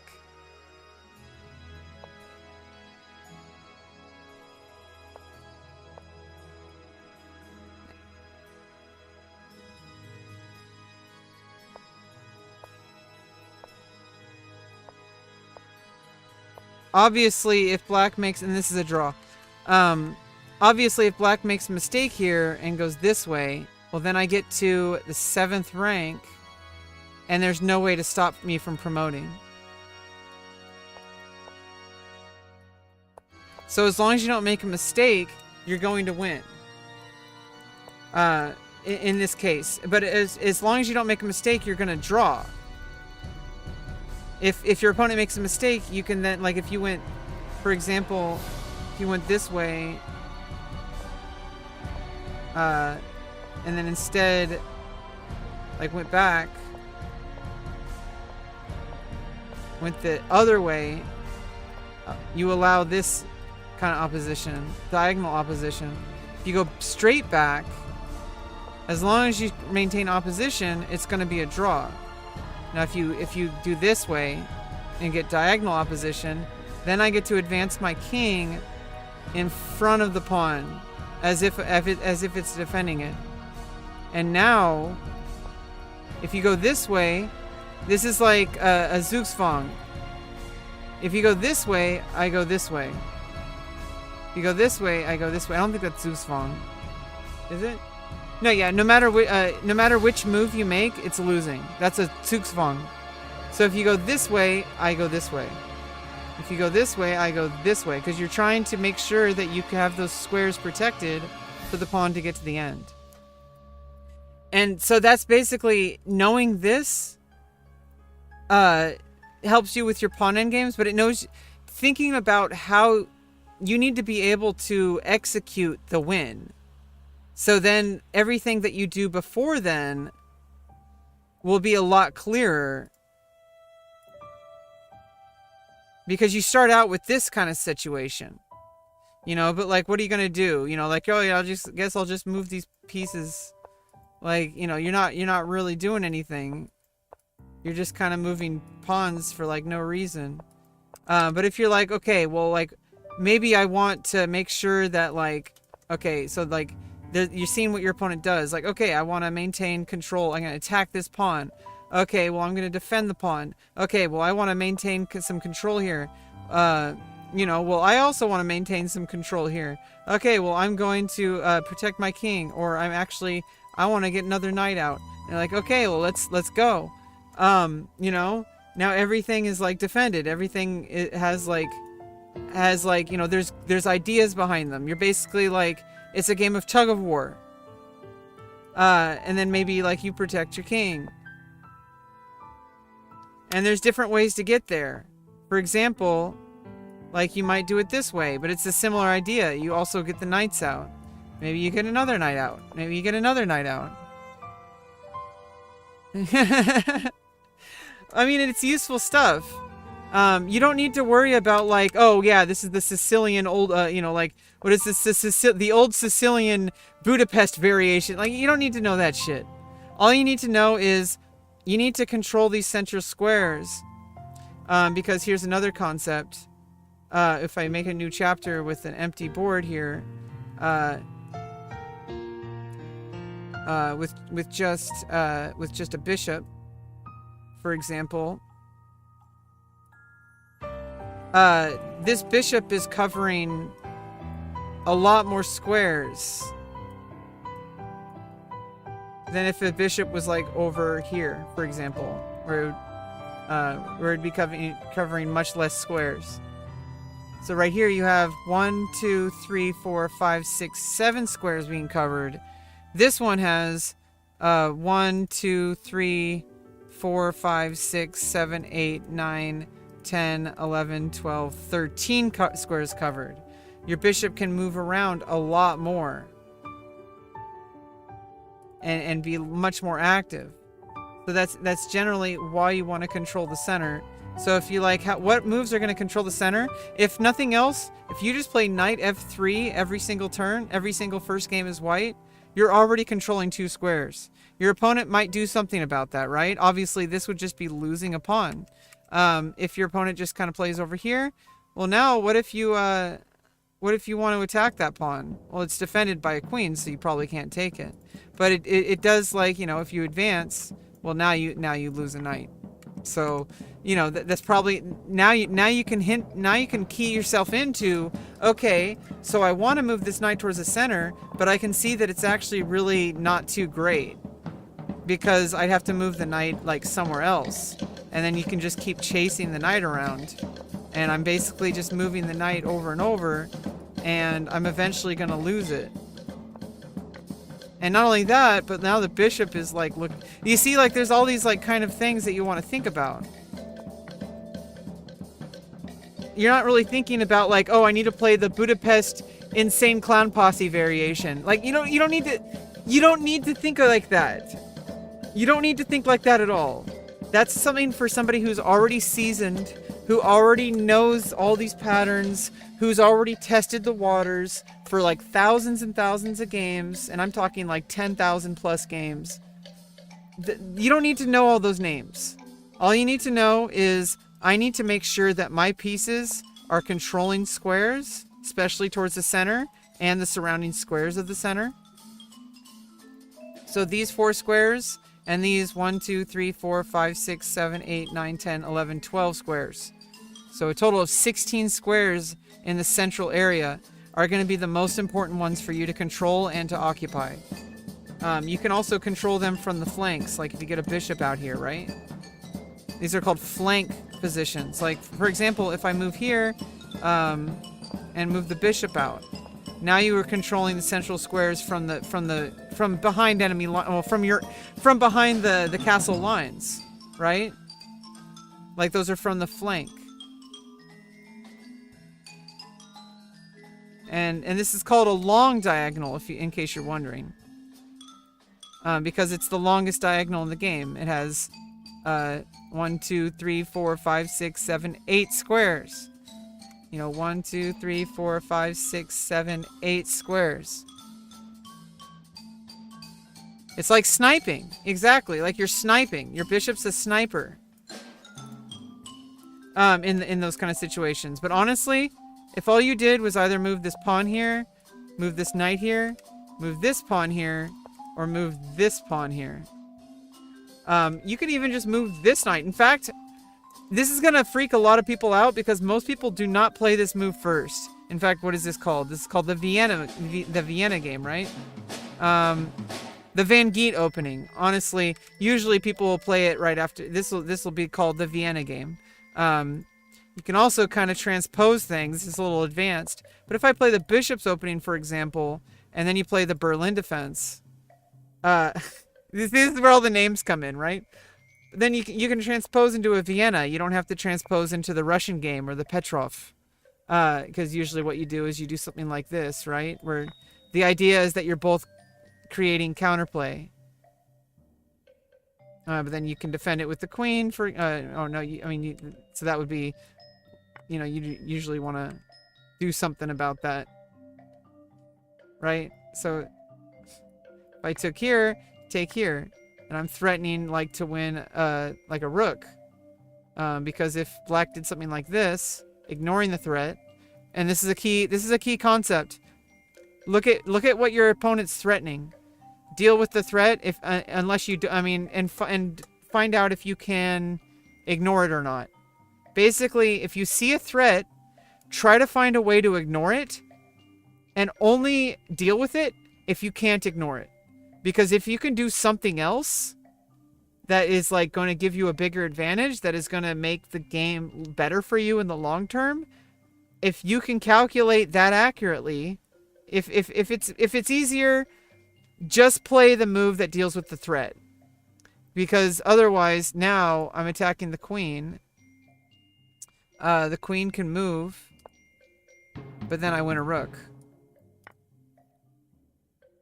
When the horse or bishop, and people usually call it a knight in English, but it is technically a horse. In Spanish, it's called a caballo.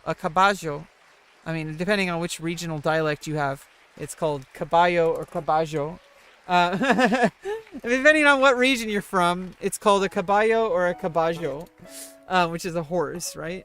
So a lot of times when a horse or bishop gets into the corner, they can wipe out a rook. Exactly. And that's like, you're attacking, like the bishop and knight are working together in this situation. So this is called the Russian game right here. That's usually why you play the bishop's opening. I play it specifically to see if my opponent knows their book theory, because then I play this move, where if you ignore it, obviously there is checkmate. But obviously you're not playing it because they're doing this. This is technically an inferior opening. It results in a draw for the vast majority of master games. Like this is 92%. Like this is actually kind of right here. Like after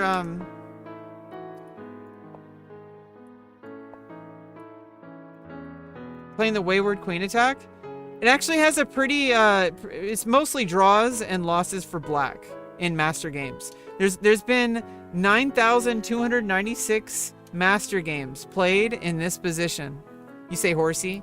You can also call it a unicorn or something, but just make sure you're not talking about variants where there's fairy pieces such as unicorn or Pegasus or Amazon. Whatever. We're not talking about that. We're not going to go there. Okay? But if you're interested, there's a thing called fairy pieces.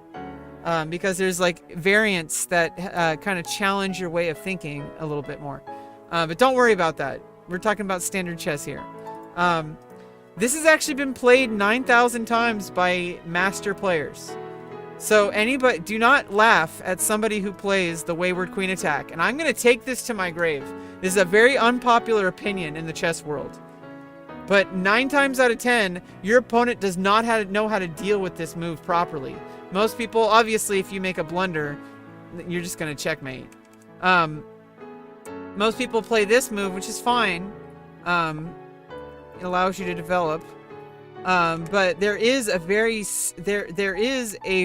sharp line right here. Which is like, it's only been played twice in the database. And they've both been draws. So then you got knight c3, knight f6, queen d, and then you just go back to d1. Your idea is to move the knight here and then push the pawn. After d6, d3, bishop g4. This is why you don't want to think about openings, by the way, is it's way too complicated. That's an idea there. But usually what I would do is I go like this. After bishop moves, you can actually push the pawn. We'll push the bishop out first. kinda. Yeah, there's some ideas here. You want to save your queen first. You want to get the bishop out. I don't know. Don't worry about that stuff. This is why you don't want to worry about that stuff. Can you see how complicated that can be? Can you see how complicated that can be? Like, that's crazy. Nobody can possibly master that. Okay? Yeah, I'm not that level yet. In fact, most people will not be that level. I would say don't even get to that point until you're at least 2,000 rated over the board. And when I say over the board, I mean you're playing 2-hour games in actual tournaments. Like with 2 hours on your clock. And you've played so many games that you've gotten to like 2,000 rating. And even then, I would say just like kind of skim through ideas. Like honestly. Like for example, like, you know, just get basic concepts. Get your knight, control the center. You know, like what does black can do like this. Like what was I saying? Basically, bishop's opening kind of opens up to that. But most of the time, you can actually just kind of transpose into a very quiet game like this. Just basically, it's the same idea, just different move orders, right? You get 4 knights out. You have 2 pawns in the center, and you have your bishops out of opposite colors. It's very symmetrical. You know, there's ideas for both long term. You know, white's looking at f7. Black's looking at f2. Black's looking at the pawn here, but white's defending it. Black's looking at the pawn here, but white's defending it. You know, there's all sorts of like counterbalances. It's a game of tug of war, and basically your goal is to keep it balanced as long as you can until you see a chance to change the tides. So now this puts some pressure right in the center, right? So like if I take it, the knight can take it, the knight can take it, and now white's up some material. Because you can't take it with the queen because you would take it with the bishop. Which gets to my next point, which is how do you calculate these things? Well, if you clear your board and you just get these pieces out here,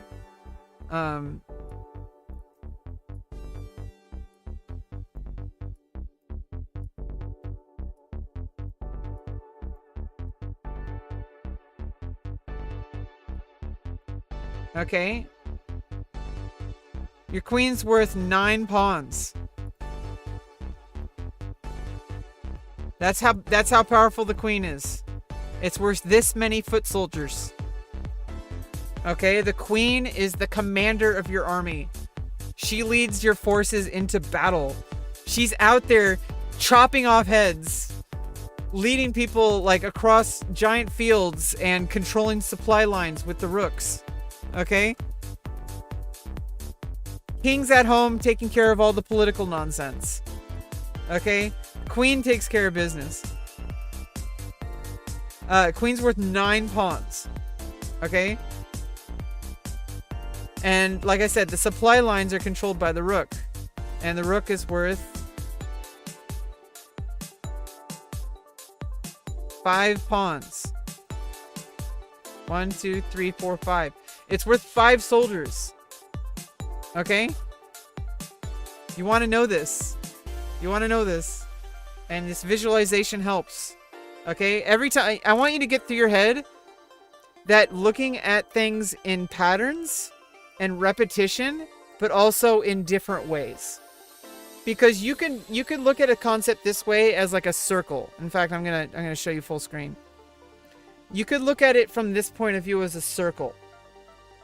And if you're trying, okay, let's see this. You got this circle here, and you're trying to get to the central nougat in the center, right? There's like a chocolatey center. Okay, there's a chocolatey center in here.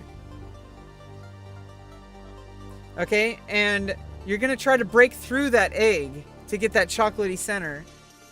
And one way to do it is to just keep going the same exact point over and over and over until eventually, after enough of struggle, it cracks and you get to the center. Or what you could do is you could do a few pokes here, a few pokes here, a few pokes here, a few pokes here, a few pokes here, maybe go back here again, stronger, and maybe, ooh, you poked into the center, and now you have chocolate on your finger.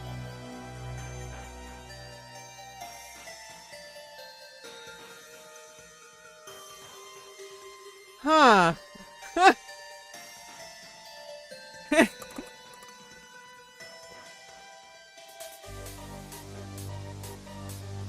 So you want to look at things without the mindset that you know everything.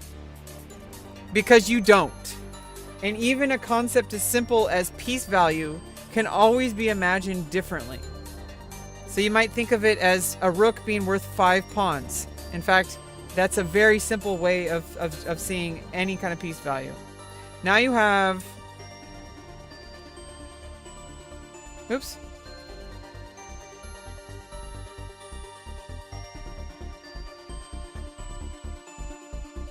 Now you have a bishop, which depending on where you are, for example, if, for example, the king is over here and only like a pawn here,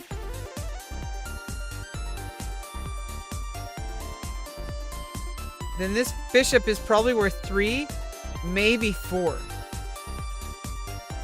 Okay? Because guess what? Like all, you know,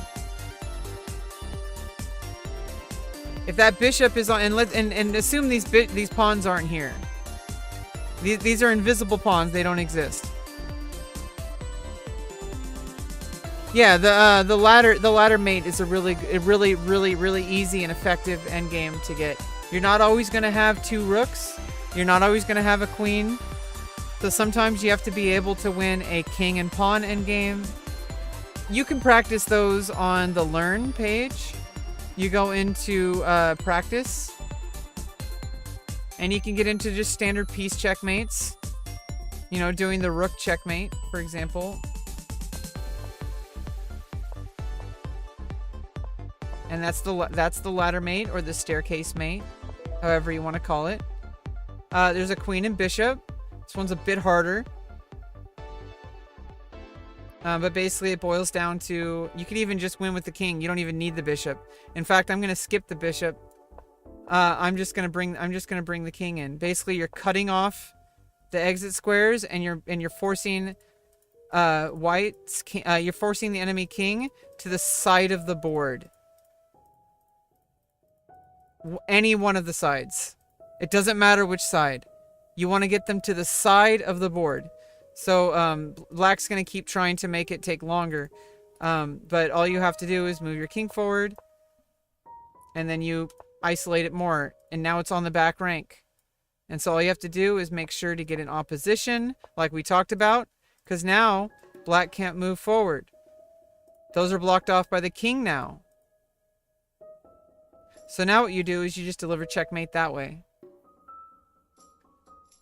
But you can practice your mates here on the learn page. You just go to, you can also just learn chess basics right here. Go through every single one of these to learn exactly how these pieces move. The fundamentals such as capturing, protection, combat, check and one, you know. Do all of these. Learn every single thing that you can. Do all of these. You know, like I'm talking about the piece value right here. I was talking about it in my study. Here, here's another way of putting it. Take the piece with the highest value. So obviously you can take a bishop or you can take a queen. So you're going to take the queen every time.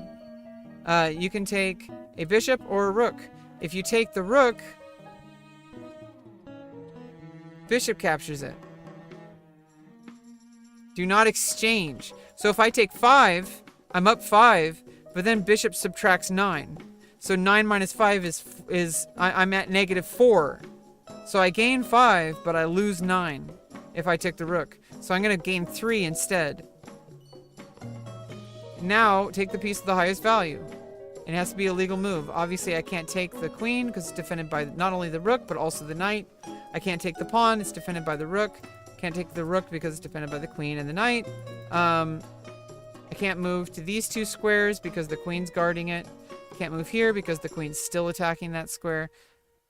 So I need to be able to do something. This pawn, remember, is advancing this way. It looks like the pawn's guarding the knight, but remember, this is from white's point of view. So this pawn is actually guarding this way. So you can actually capture this knight. And this is kind of the thought process you want to have every hey, it's not a pre-recorded stream, Dyke Apples.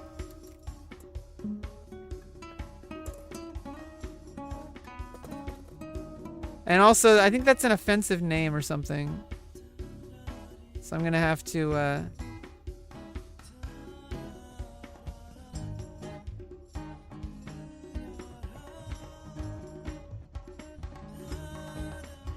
it's a questionable name. Change your name. I'm gonna give you a 1-week ban. Change your name. I believe that's offensive.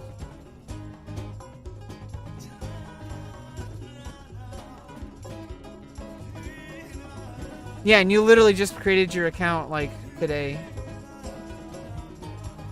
8:23? It's only 8:22. Oh, you must be, like, in a different time zone. Yeah, change your name before you get banned on Twitch. I believe that's an offensive name. Like, you don't say that.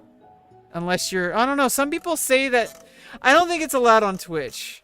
Probably on YouTube. Some people actually self-identify as that word.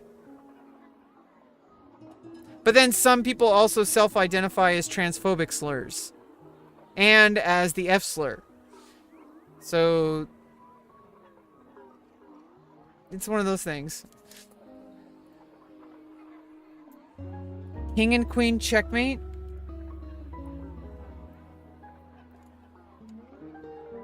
No, queen... no, it is definitely...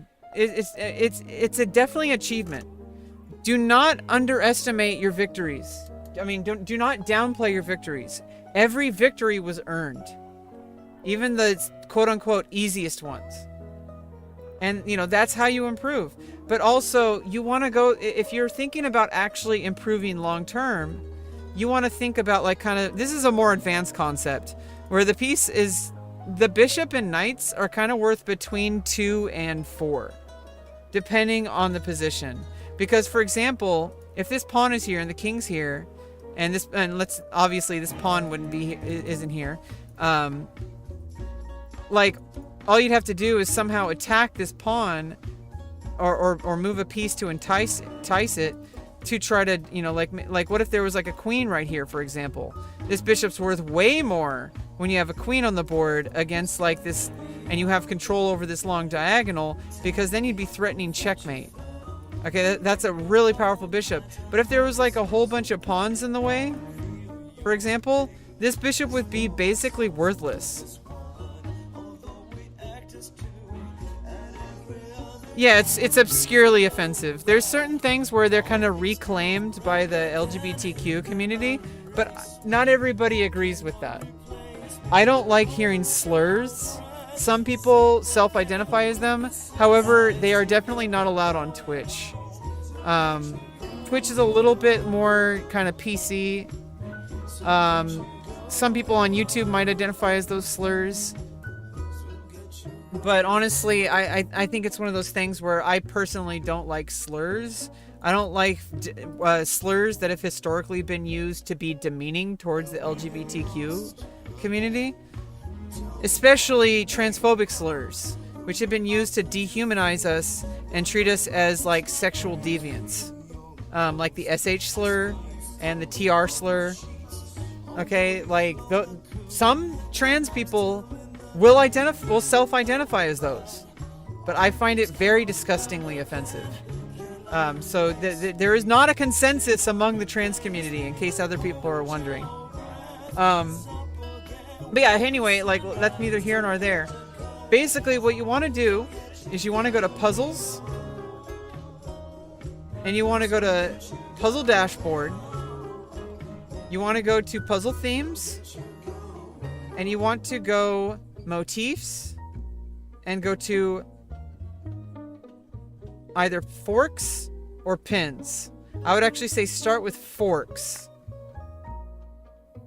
And you might want to start out on easiest or normal or hardest, whatever. Right now I have it set to easiest, so it's minus 600 over my normal tactics rating.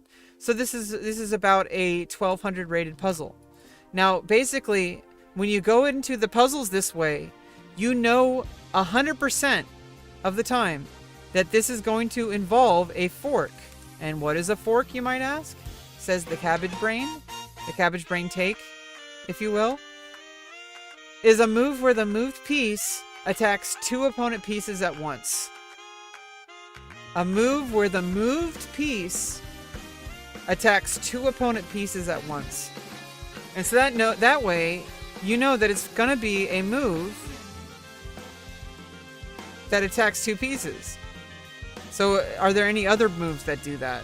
Obviously, this is most likely. I'm pretty sure this is the answer.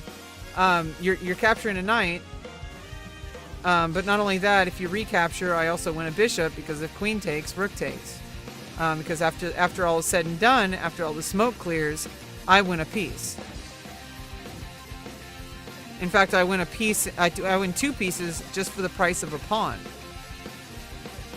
And well, in fact.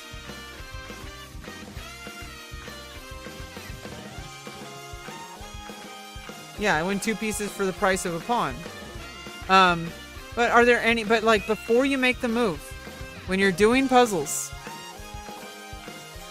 Oh, well, thank you, OI. Yeah, I had a big cry today. I've been depressed lately, but I'm starting to learn how to smile again. I'm trying to. I'm forcing it. I'm forcing it. So that forcing a smile ends up becoming genuine. Also, forcing sadness becomes genuine. So, I'm trying to flip the script. Basically, before you make a move, especially since in puzzles, you have unlimited time. Think about chess that way. Try to pretend, even if you're playing a 5-minute game, whether you're playing a 1-minute game, whether you're playing a 10-hour game, whether you have 3 days per move. Try to put that all out of your mind. When you're studying chess, especially when you're doing puzzles like this, you want to think about it as a turn-based game, because that's what it is. It is a turn-based game. So even if you are not under any obligation to make a move just because you saw it, I want you to burn this into your skull. No matter what time control you have. If you have a faster time control, then obviously you're going to have to give or take. And I would highly recommend to play at least 10-minute games.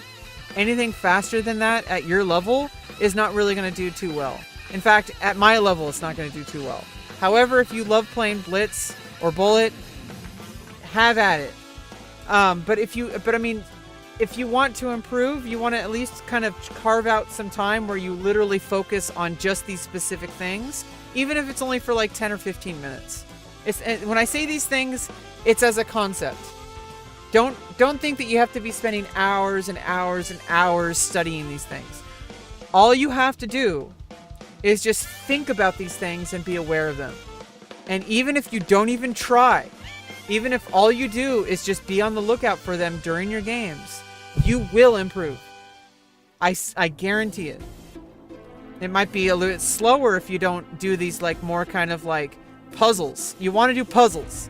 Puzzles are going to be your #1 bread and butter. Especially isolating them by motif, like I'm doing right here. Just doing forks. So even if you see a good move, try to find a better one. And if you want to practice going through this because you have unlimited time in a puzzle, this is clearly the move. But I haven't looked at other options. Now, because you know it's going to involve a fork, you could kind of put your workshop hat on, and you could look over. You could look for ideas that also do a double attack. And I'm not really seeing any. Okay, obviously there's a few that are not very good. So if I move the queen to e4, I'm actually doing a triple attack. But what's the problem with this?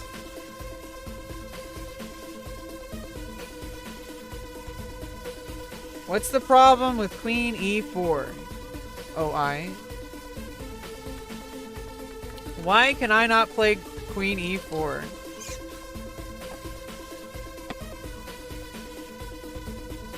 Oh, 10 minutes is a good time control. That's very good. I would even recommend playing 15 plus 10. If you play 15 plus 10, that even starts to approach the mindset that you have when you're playing over the board classical. And in fact, if at all possible, remember to always play on the computer first or on your phone first.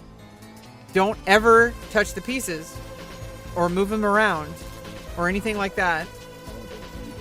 But you could get a real board, set them up, and play longer games like 15 plus 10 or longer.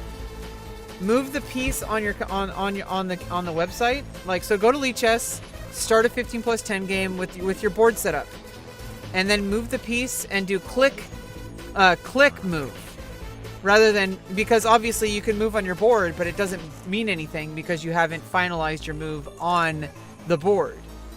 Which is the actual board is the one on the website. So move on the website and then move the piece. But play it as if you're in a tournament, because otherwise if you move the pieces around, that's technically cheating. Because that's called an analysis board and you're not allowed to do that. That is cheating. So don't do that, ever. But what you do want to do is you want to play as if you're in a real tournament. You want to have it in your mind that you are playing chess at a tournament. Always keep that in your mind. That you paid $50 to play that game. Even obviously you're playing it for free. And obviously don't let that hold you back. But I'm saying, like, even if you only do this once or twice a day, and all the rest of your games are just kind of casual, because there is something to be said about just playing experimentally. Where you just want to play very, like, wild moves that you would normally never play. Because you want to find out how to deal with it. That's what I do, actually. I do a lot of games. I've played over 10,000 Blitz games across my entire life. Where a lot of those games, I was playing against the computer, or I was playing against random opponents, like on FICS, or on Lichess, or on Chess.com, or on ICC, or on Chess24, or on the FIDE Chess Arena.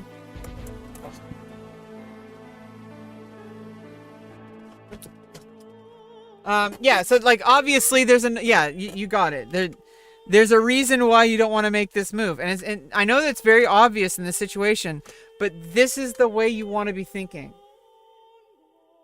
Even though it's a very simple and obvious situation here, the concept is that you don't want to move this way, even though obviously it's threatening mate, but obviously that's not even threatening mate either. So even if I moved here and you ignored it, like moved a bishop or something, I still can't deliver checkmate because the knight can capture. But just try to think about every move is threatening something. Like right now, I am threatening, before I make a move, white is threatening to capture a knight. Not only that, it's defended by a queen and a rook.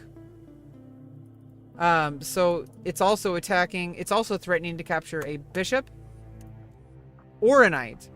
You can't save both. I mean, you can kind of save both. But remember, this is a pawn. And if we remember piece value, a pawn is worth 1, a knight is worth 3, and a bishop is worth 3.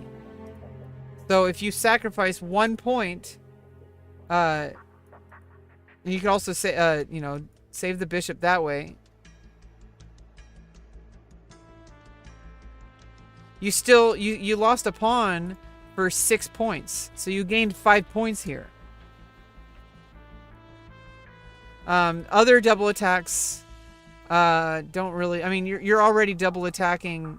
I mean, if you move the queen up here, also the queen will just take. So, like, it's not about the specifics. Obviously, these are very bad moves. Those are actual blunders. In fact, these are like, this is a game losing blunder. Maybe not game losing, but it's pretty bad. So obviously you want to trade and you win a piece. Now you have 2 rooks with 2 pieces. You're actually up an entire rook here. Because you have 2 rooks. Your opponent only has 1. So you kind of want to think about this thing. Okay, you want to survey the board first. Look at the pieces. Okay, where's your king? Is it safe? How many pieces are in danger of, are able to threaten the king? There's 1 piece in my camp. And remember, and also just another concept, Um, uh,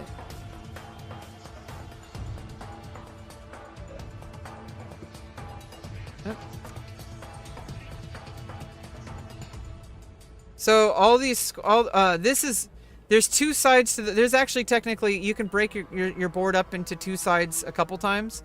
So you have what's called white's camp and you have black's camp. And so like every square over here is black's territory. So this pawn, for example, pushed into black's camp. However, this knight is in white's camp. You know, like this knight also is in black's camp. White has two pieces. Oops. White has two pieces in black's camp, and black has one piece in white's camp. Okay, you just want to like kind of survey the board, because remember, you have infinite time when you're studying, especially. So you want to think like as many ways possible to get to that central nougat, the chocolatey center, or whatever. You want to think about the board in as many different ways as possible while you're training, and even while you're playing, because that's also technically training. So generally it takes two or more pieces to actually attack the king. That's kind of a concept that's like, you know, more or less true, depending on the situation. So it doesn't look like you're in danger of getting checkmated. Basically is the long and short of that. Now you can also think of the game as king side and queen side.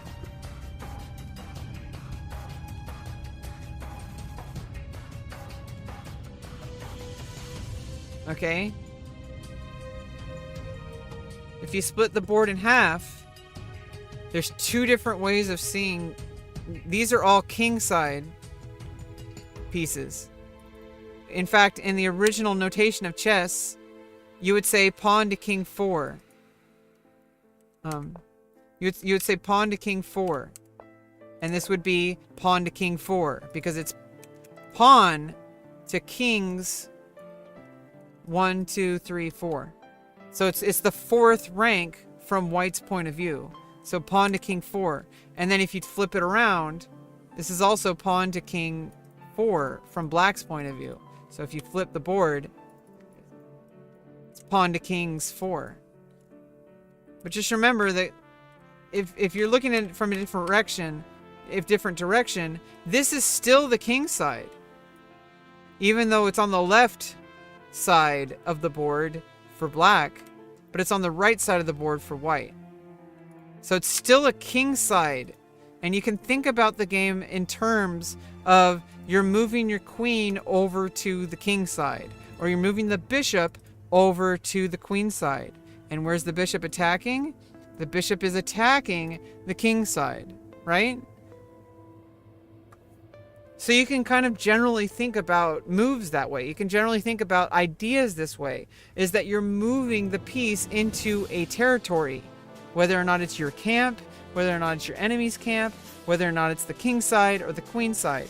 And the king side is going to be static no matter which pieces are on there. It's like, you know, these are going to be statically the same squares. In fact, every single square on the board is static. This is H1, and it's always H1. It's just on the top left if you're looking at it from this side. It's on the bottom right if you're looking at it from this side. But it's always H1. In fact, you really want to think about chess as a game of squares. And it's a game for squares. Chess is a game of squares. And I know that's like obvious. It's a big giant square, and there's like 64 squares in here. But you want to be able to name every single square eventually. Like you say, okay, E4. This is always going to be E4. Always going to be E4. No matter which direction you're looking. It takes time. You always know that the bottom right is a light square, and that if it's white's camp, it's H1. If it were black camp, this would be A8. Because over here, this is A8. So the only thing that changes is the direction of the pieces, because you're looking at it from a different point of view. So if you just start thinking about things this way, look at all your options, kind of survey the area and kind of get like a quick glance at like where all your pieces are and what they're capable of. For example, there's long-term ideas of maybe pushing the pawn and attacking the queen, and that would be, even if it were able to do that, that would be a reveal check. Now obviously that takes way too much time, and obviously black can escape out of that, because that takes two. Remember we talked about tempo earlier. That actually takes 2 turns for white to commit that attack, and in the meantime black has actual like defenses, and also an escape route with the queen. So obviously this is not a very effective attack at the moment. Now if I want to look at forks here,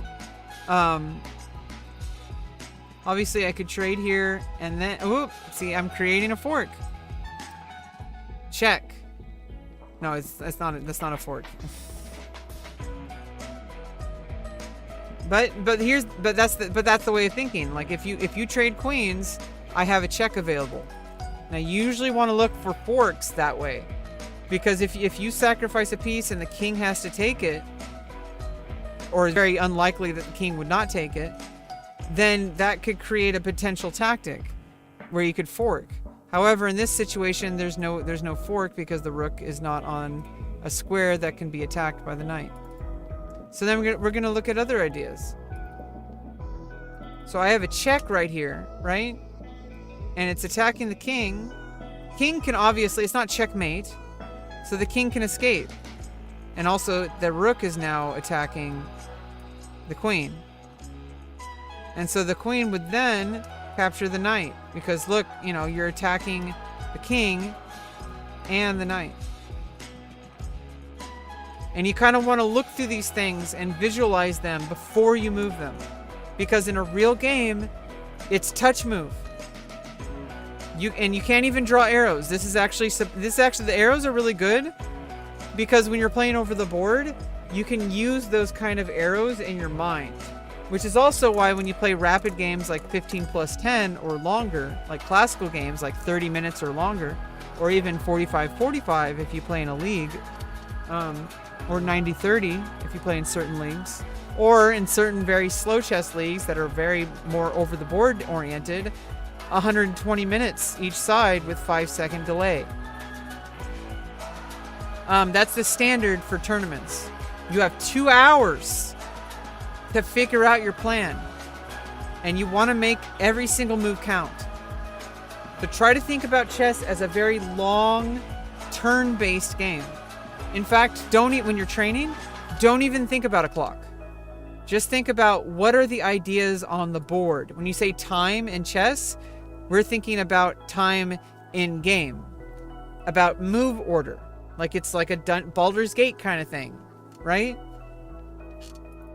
So if you commit check, I mean, it's like a murder. If you deliver check, now it's like a pizza. If you deliver check, black can obviously has to deal with that. You can't get out of check. Now, can you get out of check and save the knight? Technically, you can. But at that point, you just capture it with the pawn.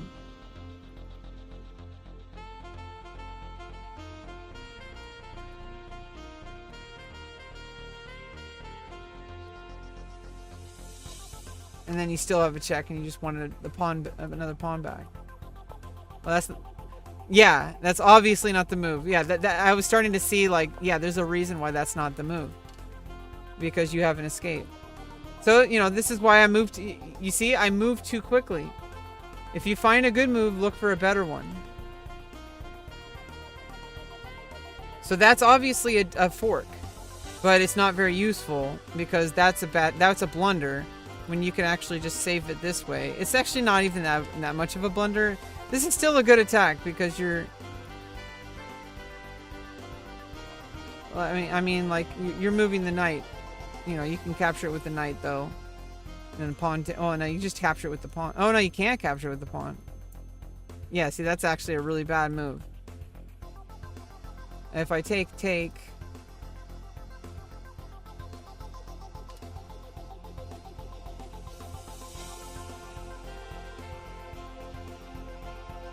Ah, here we go. Forced. Yeah, you want to look for the most forcing moves first. You want to look for the most forcing moves first. So check is the most forcing. So obviously this check doesn't work. You just move the knight here. And then the knight has to trade. Pawn takes. And I capture it with the queen with check, but then you actually start attacking my queen, and my queen has to like retreat back here, and there's all sorts of nasty messes with that. So basically, if I take the queen, the king just takes it. But if I check over here, queen d7, check, these squares are all blocked off to the queen. This square is blocked off by the knight. So that leaves only one move for the king. And after that, there is a... After the king is here, and the queen is here, the knight can come in and deliver check and attack the queen at the same time. And so now that we've verified that this is indeed a forced tactic, queen captures. King has to either move, block, or capture. MBC. Move, block, or capture.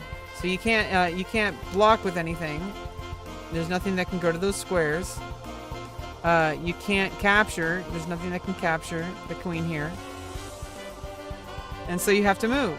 You can't move here, here, or here, or here. Because the queen is taking care of these three. The knight's taking care of this one. So that leaves one move. So now you know that that's 100% forced. It's 100% forced. That's the only move that black has. So then you deliver check. King's here. King, like, moves out of the way. And then you capture the queen. King takes, but it's, 3 versus 9. You gain 6 points. And that's how you solve chess puzzles. You want to actually solve them before you move them. Like, you don't want to do what I did. And I actually did, like, make a mistake here. You don't want to do what I did, which is move here first, because the knight can just move in, and this is pinned. It's a pinned pawn. It's an absolute pin, because it's pinned to the king, and you can't put yourself into check. Remember these fundamental laws of chess, because they determine every single idea you have. There are fundamental laws, and one of them is that you can't put your own king into check. And so therefore, this piece cannot capture, because it would be putting yourself into check. That's the way you want to think about it. So the only way to deal with that is you capture the knight. It's attacking the queen, so black probably wants to do something about it. And there's also like a nasty reveal attack coming in with check. So black's going to just capture here. Queen captures. And now the queen's under attack. So this is not too great for white. And it's an equal position more or less. In fact, black's winning here. 1, 2, 3, 4, 5, 6 versus 1, 2, 3, 4, 5, 6. However, there's black's pawns are much more connected on the queen side, and there's a lot of attacks on the king side with rooks and queens. So there's a lot of kind of pressure. However, I mean, I guess it's more or less even, because black does have an exposed king. For example, you can play here. It also protects your pawn. Yeah, but that's just like an unnecessarily complicated variation. You don't need to go into that when you have a forced move that not only is better, but it's significantly better because it wins a queen for a knight. And I would bet that checkmate is soon to follow. In fact, I think right here and right here. I don't know.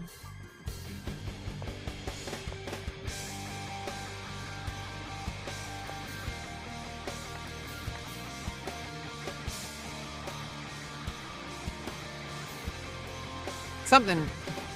In fact, I don't know. What is our friend Stockfish think?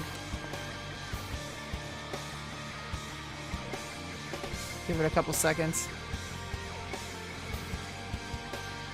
Yeah, either just winning a pawn. They're all winning significantly. Pretty much at this point, everything is correct as long as you don't throw away a piece. Like if you don't just like, as long as you keep your queen on the board, and otherwise everything else even, you're good. Like you can take a pawn, you can put pressure on the knight, like you could just like try to break up the pawn structure. There's all sorts of ideas. And before you, the reason why you don't always just want to like look at the chess engine is because you want to see like, what are the ideas that you have here? Obviously you could just win a pawn. What are some other moves? I mean, you could also like just start pressing pawns forward. You could like put pressure against the knight, and after it moves, you can lift your rook up somehow. I mean, after pressing this pawn probably, and then double up your rooks on the f-file. Like there's all sorts of ideas you want to think about. I'm your new coach. That's a lot of pressure. Do you want to play?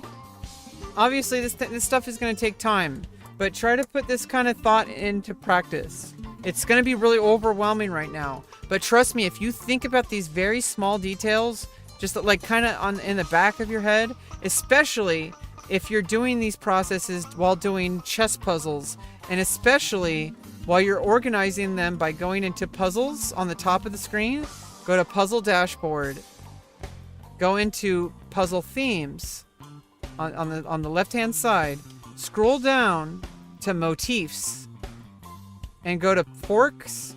Depending on how you feel, work on forks or work on pins. And you know, these are the most important tactics. That like 99% of your games, especially at your low rating, are gonna win because of pins and forks.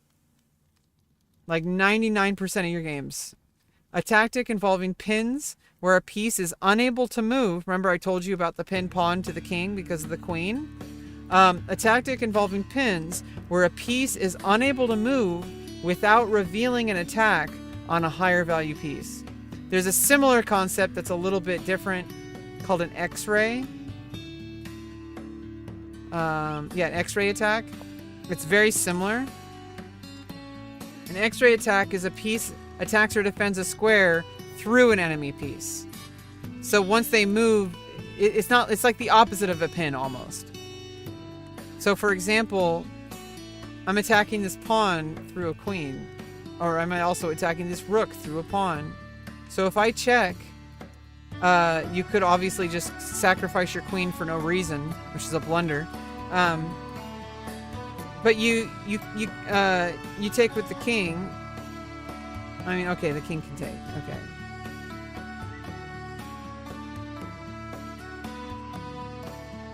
Okay, so if I check here, rook takes.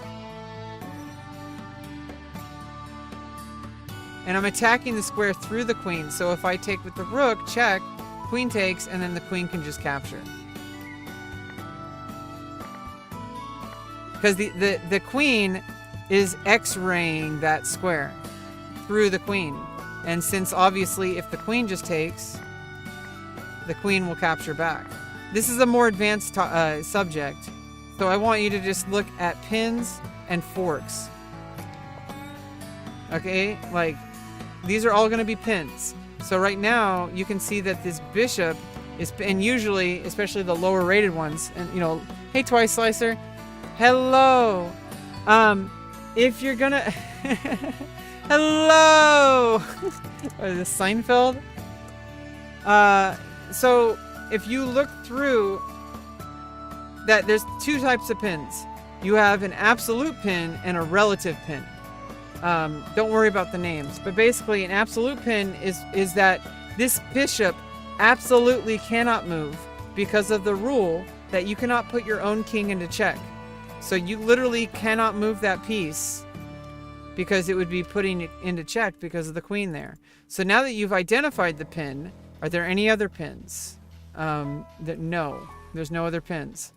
Now, also, are there other tactics? And obviously when you're training, especially when you're training under this motif, Because remember, we clicked on puzzle themes and we clicked on pin, which we know now that every single puzzle is going to be featuring a pin. So the solution you already know is going to be a pin. Now in your games, it's not going to be like that. It's going to be up for grabs based on the moment.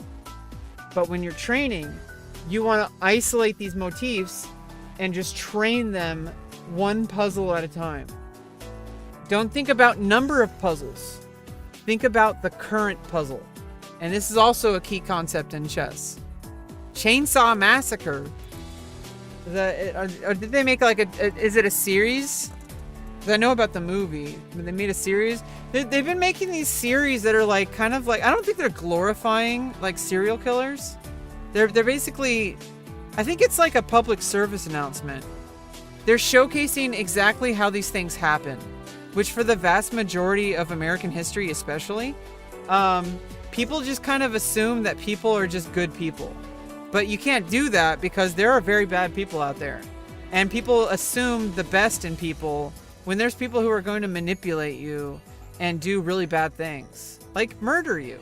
So you want to be able to play the chess game of life, which is living, by understanding the psychology of a serial killer. Because if you understand how they think, you can avoid similar situations. Now, don't get too paranoid. I do have like agoraphobia issues and fear of relationships because I'm afraid of being hurt.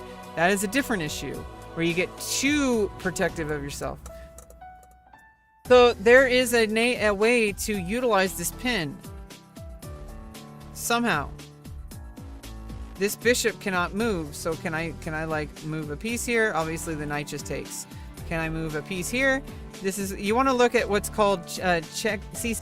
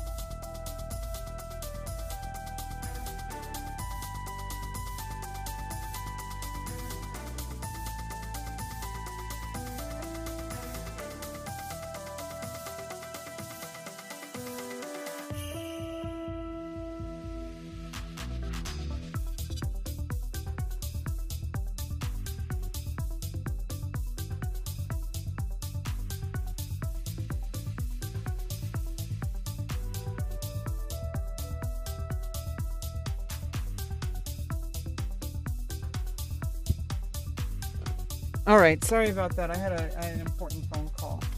Um, so basically, what you want to be doing, CCTV. I don't know if you're still there. Are you still there, OI? You still there? Bueller? Bueller?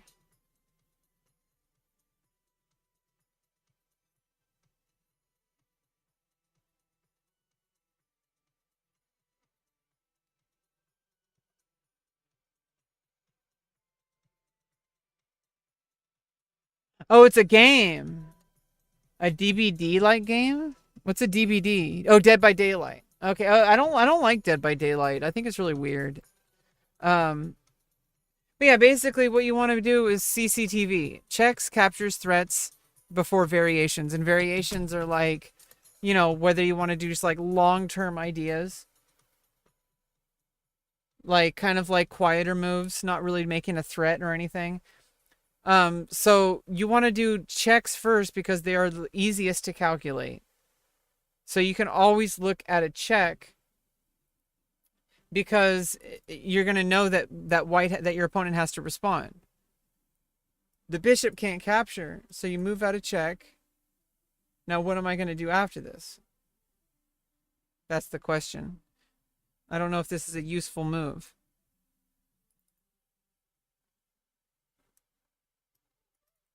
But, you move out of here and then...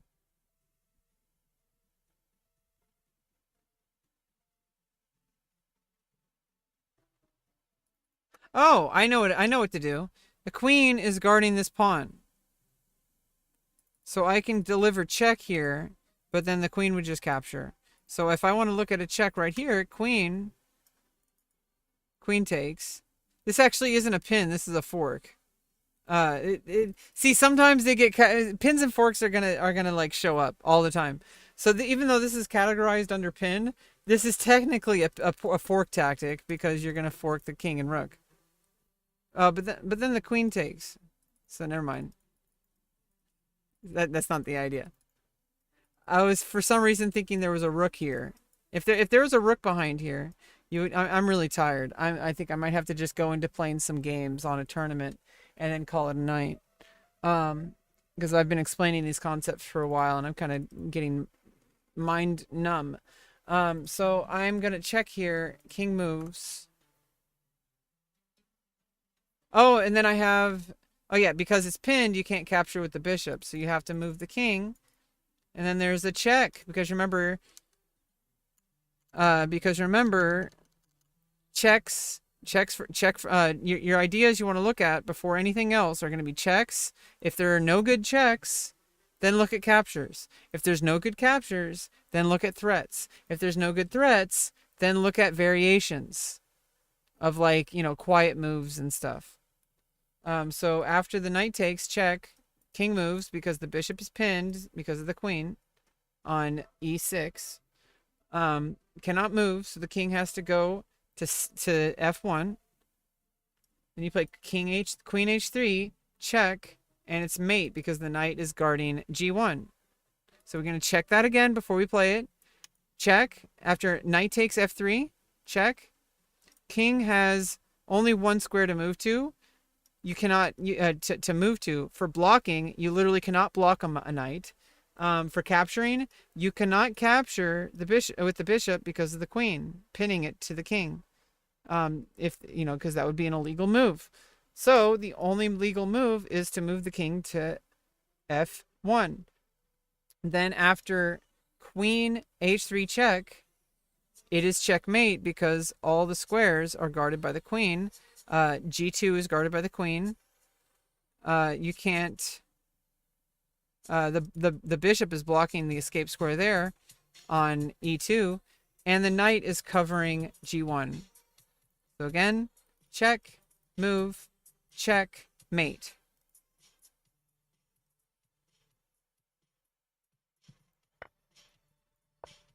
And then you solved it. I know it's exhausting. I know it's kind of exhausting, but if you want to improve, you have to think about your games this way. And every time I lose, why do you think it is? Because like I lose my games because when I don't play like this. I usually win my games when I do play like this. Okay, so yeah. Let's just go through the rest of this.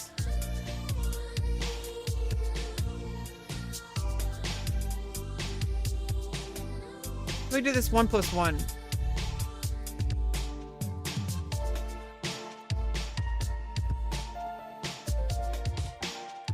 Hi from Mars. Vote for Pedro.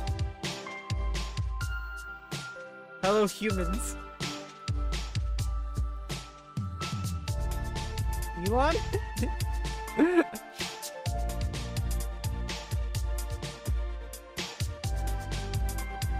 Yeah, now we're just gonna kind of, we're gonna play the rest of this tournament for the next 20 minutes and then I'm gonna call it a night.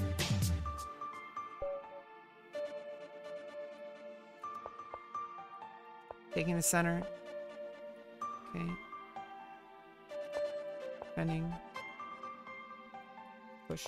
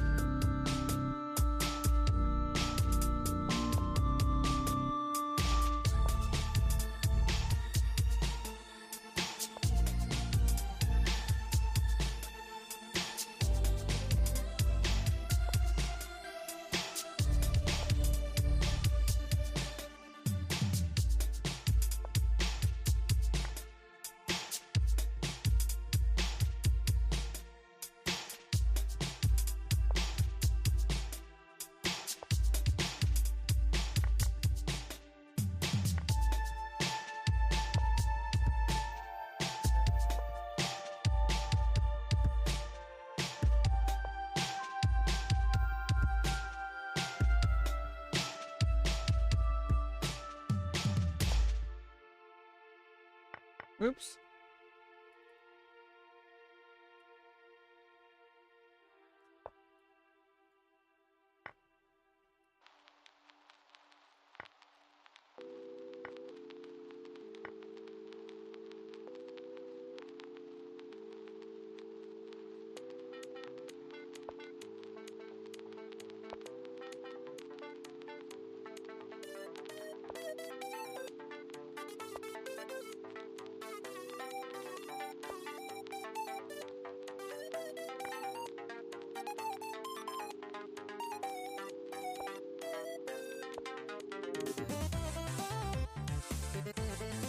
They blundered. Or he blundered.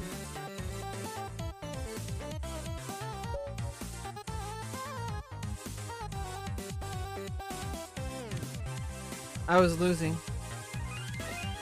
I blundered away a piece. For no reason. But my opponent blundered a queen, so... I also blundered the pawn. You could have just captured the pawn.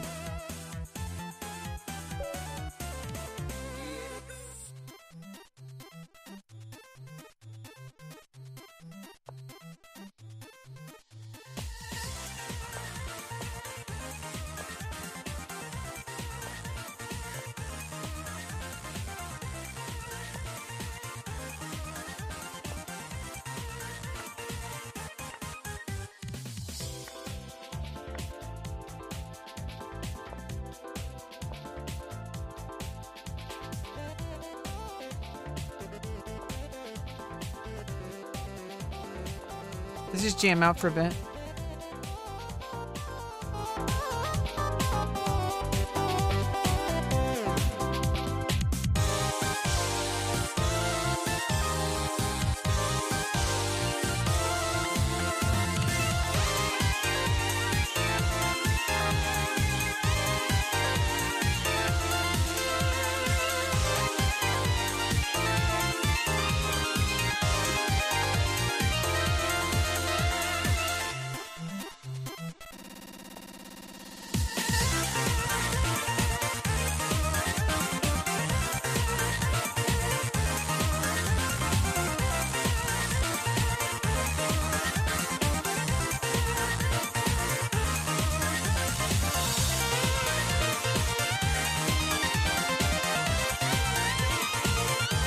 Oh no!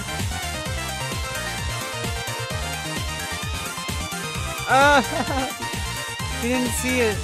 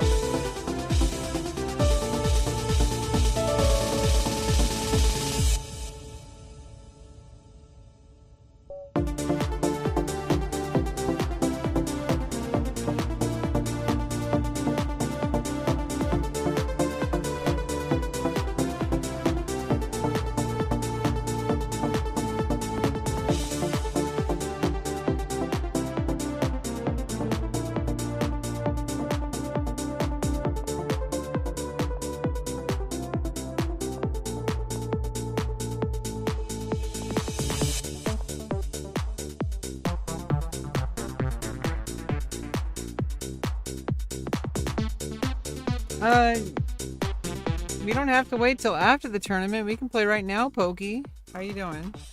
I hope you're doing good. I'm kind of like trying to turn my frowns upside down lately, so I think I'm trying to like I'm really starting to like try to accept that like a lot of amazing, super amazing things are happening to me, and I think I'm just so used to things like not really going my way for the most of my life that like now that things really are, I feel like oops, well not going my way this game, but now that they are, like I'm starting to feel like, hey, like I'm allowed to be happy. I don't have to like have like someone's permission to be happy, you know? I'm probably gonna lose this game really quick. Actually, I'm gonna resign. You wanna play? Send me a challenge. Whatever time control you wanna play.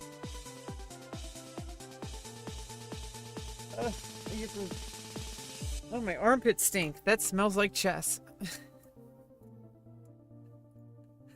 Oh my goodness. Yeah, I mean, there's some difficult things going on in my life right now too. And, I mean, all of it's difficult, honestly. It's all difficult. Oh, not right now? Oh, you're in the tournament. Okay. Well, then I just resigned that game for no reason. It's okay. I was down like a whole rook. Pokio 803. Oh, you've been on Twitch since 2018. Nice. So you're a veteran.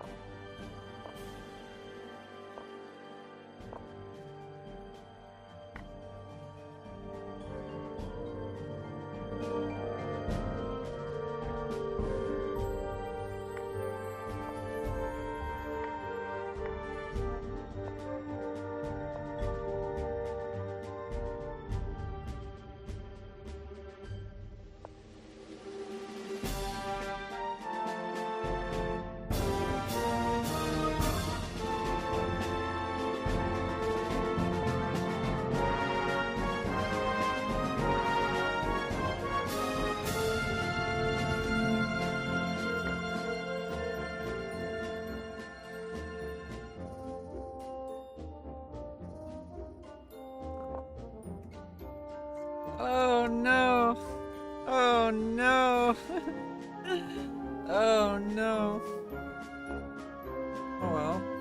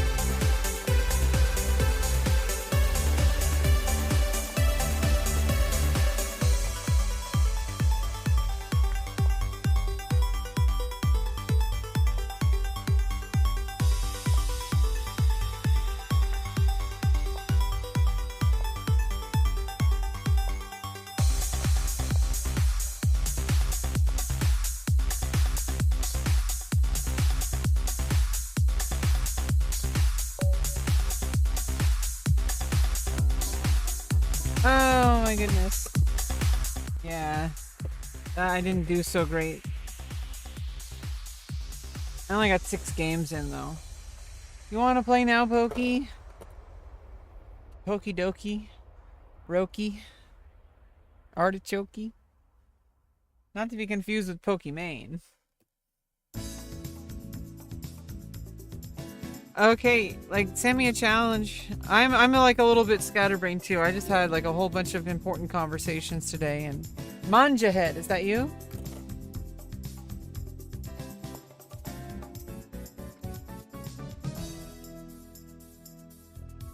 My day is spent.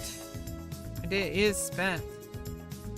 You know, sometimes I need to recognize that, you know? And also, I was really sad earlier and I had a really good cry during my appointment with somebody. And I'm just trying to accept that I'm allowed to be happy and I deserve to be happy, and I worked really hard to get here.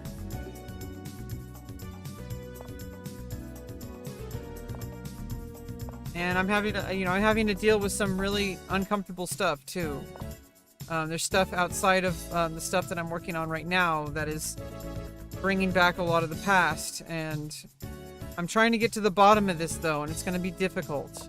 And I don't have to share everything with this, with this organization. So there's an organization I'm like working with that is going to work through a lot of stuff from the past, and it's really scary.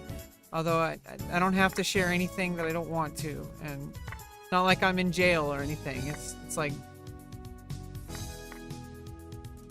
I need to stop. I need to stop catastrophizing. I do this thing where like I feel like I'm in trouble or something, and it's like I'm not in trouble.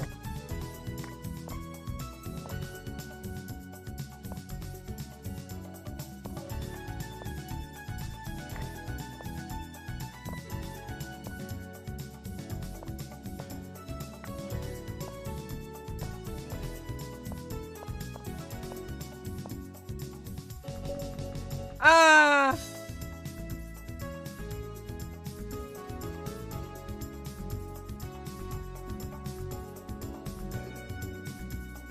Yeah, I can play as many games as you want.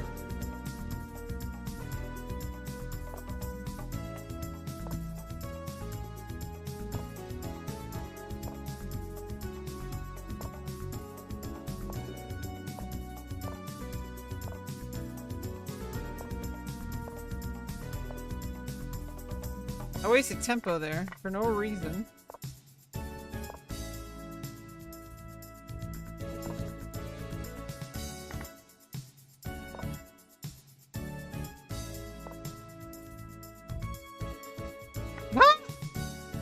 I wasted a queen for no reason.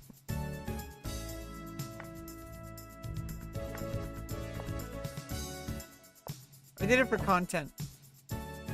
Yes, yes.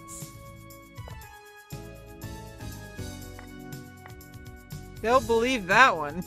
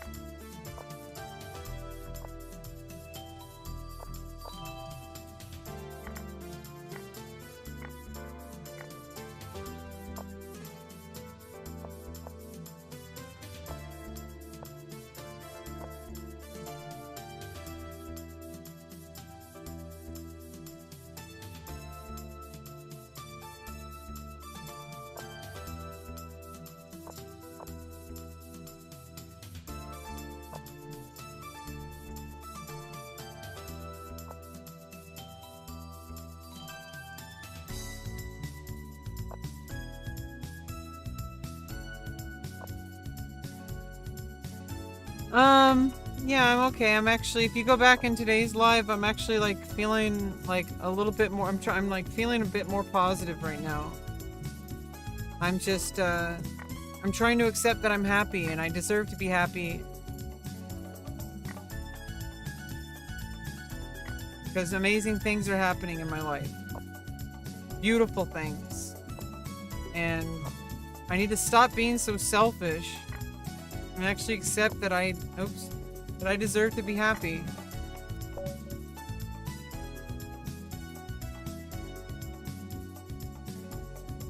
Atomic Bomb Tendo, I'm really sorry that the last couple of lives I've been really upset. I really apologize that you didn't have to come back and you did.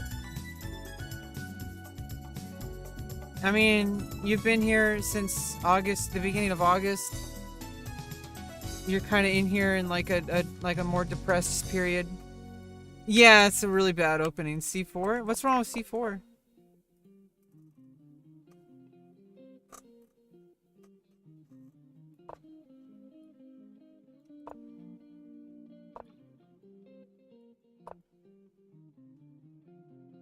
Oh, this song. We're gonna jam out to this.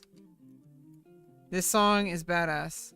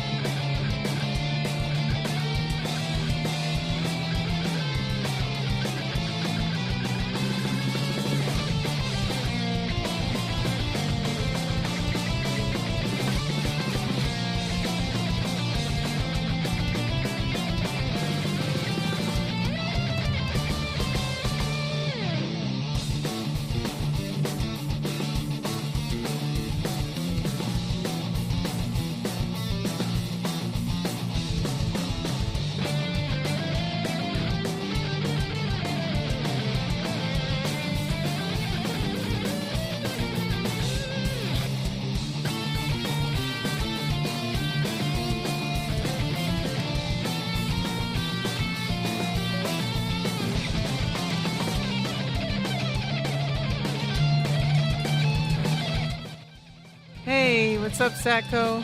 What's up, Sacco? Yeah, thanks to the games. I played really badly. It's been a long day. And it's also bullet. Yeah, I apologize for the past couple of days, you guys. I've been really depressed. Welcome back, Neat Dreams. Don't take this personally, but I'm gonna unmod you. I'm actually trying to mod less people. It has nothing to do with you. It kind of does. I don't know. You post some Pogo stuff on Twitter, although so do I. So,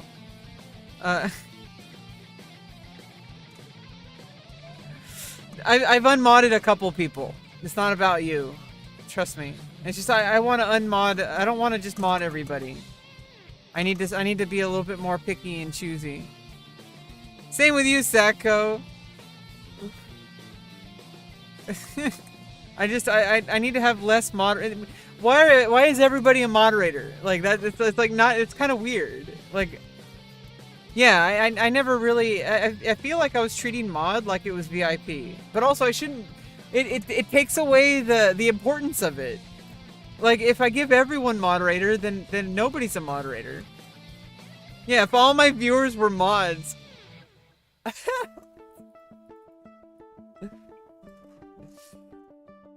Like, jeez. I really apologize. The past couple of days, I've been super depressed. Well, if everybody's a VIP, then nobody's a VIP. But today I had a good cry, as usual, but I was, in an appointment, with somebody who was there to help. And it wasn't with my therapist, it was a different appointment. But I had a good cry, and then I had a good nap, and I just kind of like worked some things out of my brain a little bit more to just say like, hey, like I need to actually like look at how far I've come.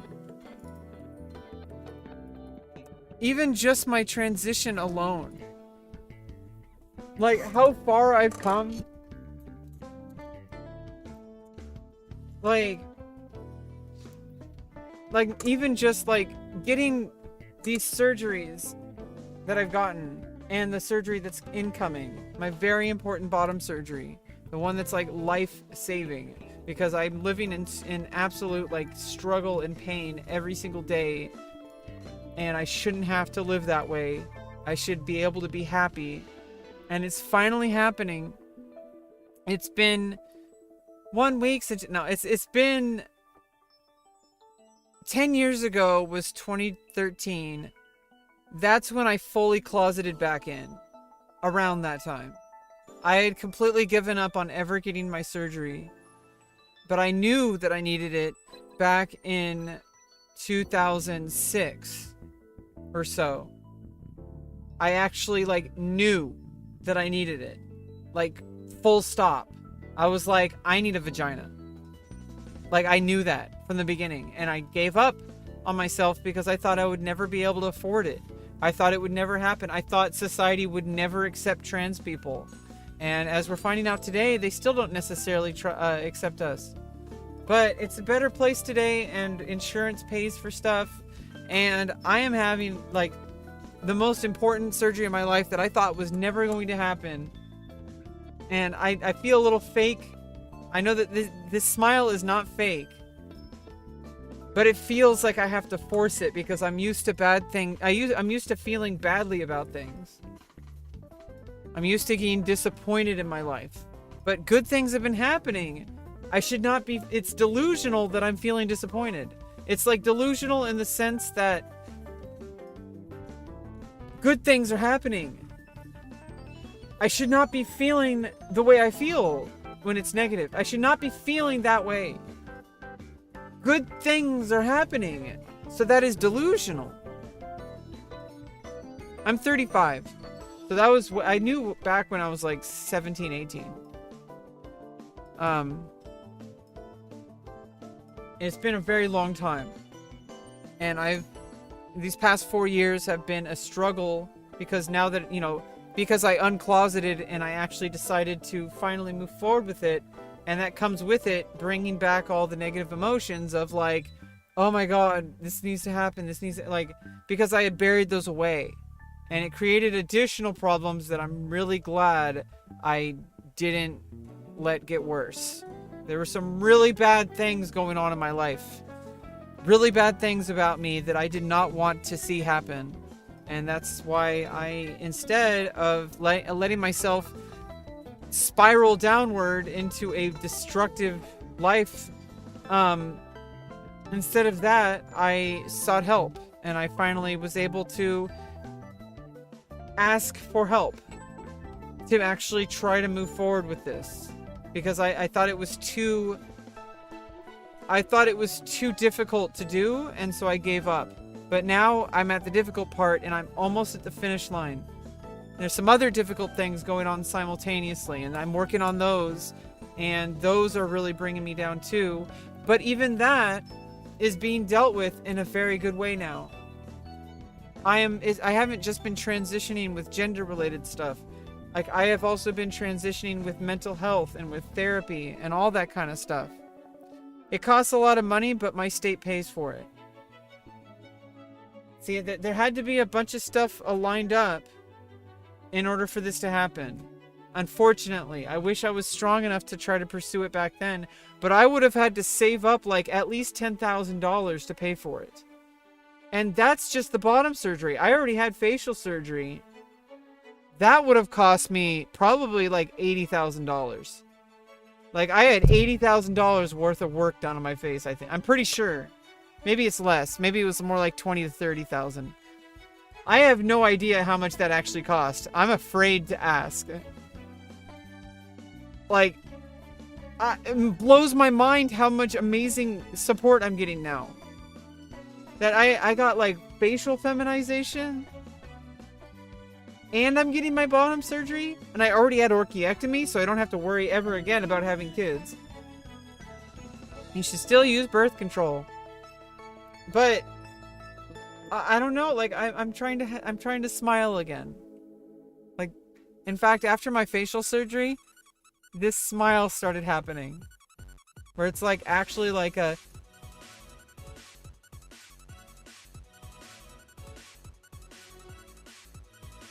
smile. A smile. Like, I feel like things are gonna be okay. And they are. They're better than okay. And I can actually, like, be strong enough to pursue the things that I most want in life. You know, like my career in the industry. Which I can't pursue right now. Because of a surgery that's incoming that's, like, gonna allow me to, because otherwise gender dysphoria is like torment for the industry, and so I can't even work right now. I've earned like a couple $1,000s in the industry already, okay, and everybody who's been here before knows what I'm talking about when I say the industry. I think even people who are probably figured it out. But I already made a few $1,000s, and that was with dysphoria. That was with, like, showing up for a couple weekends out of the year. Okay? When I'm fully equipped, so to speak, and when I'm, like, fully there in my mind, I don't have that hang-up anymore. When I'm, like, super, like, happy about every single thing. Thanks to the follow, Pokey. I missed it. I'm sorry.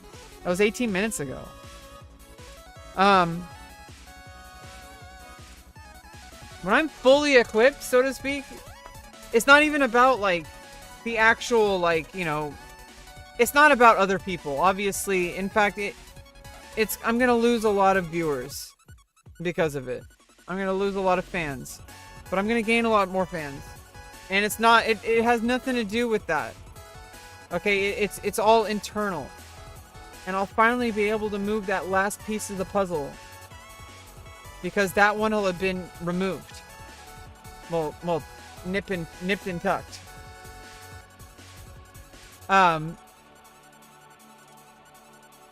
But removing that last piece of the puzzle to my mental health journey and my career journey, to be able to even be strong enough to show up, and not only just show up, but thrive and break through into the industry in probably the most amazing way I could possibly imagine.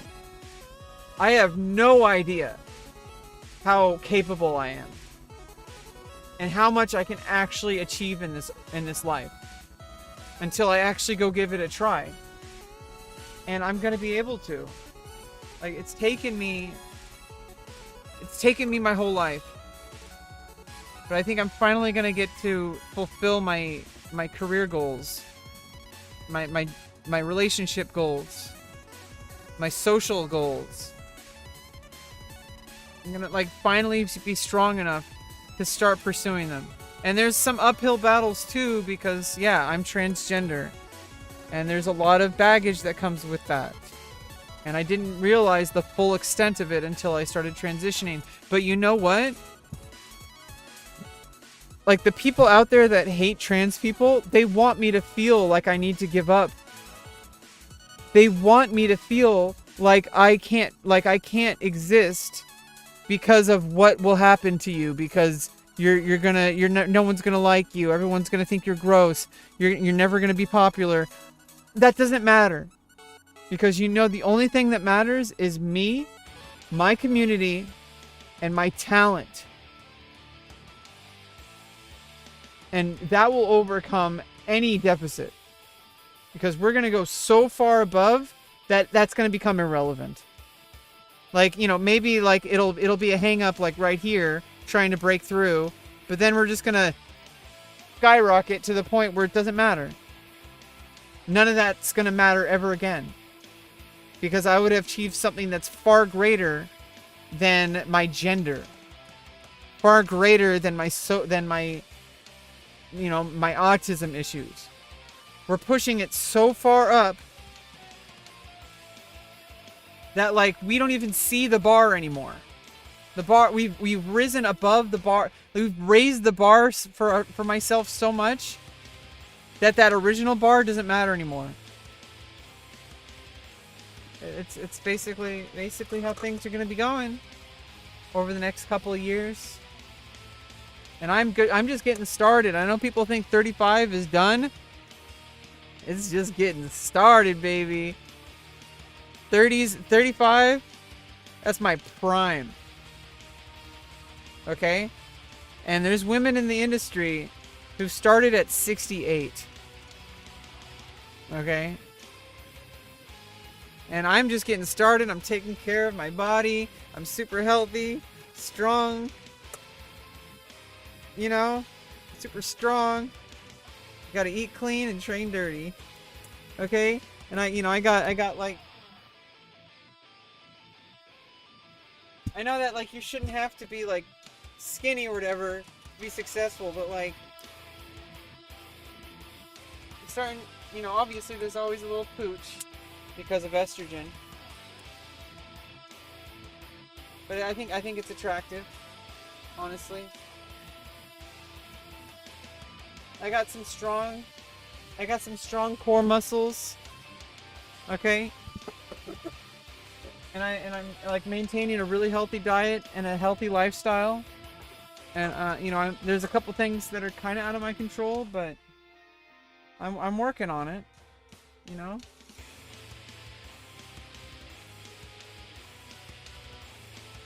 I get to be happy. I get to be happy. I'm a success story.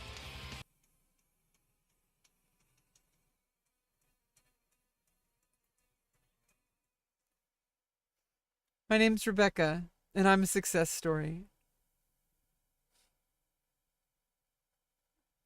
I get to be happy.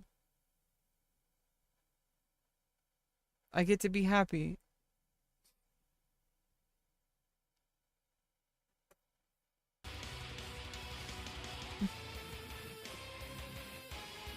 Oh no, it's just the beginning. It's just the beginning. It's the end of the pain. It's the end of the chapter of suffering.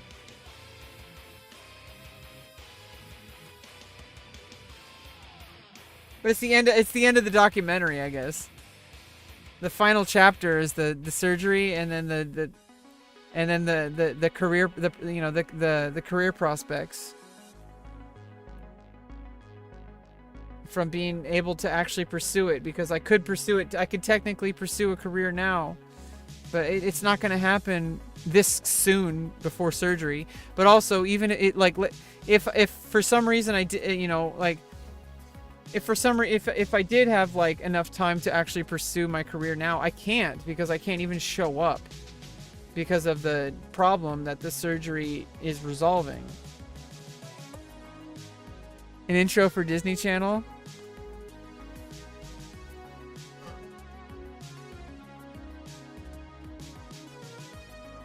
I'm Rebecca Lauren, and this is Disney Channel.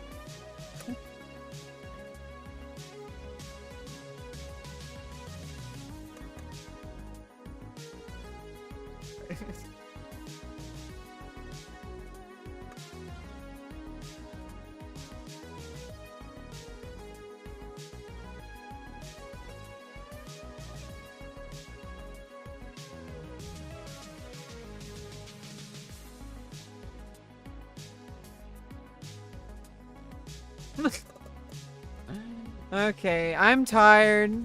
I gotta take care of myself. I'm sorry, Atomic Bomb Tendo, that you've had to see me like a bit in the depressed state lately. And obviously there are ups and downs. This isn't like the end of it just because I'm happy right now, but I'm happy right now, and we take those.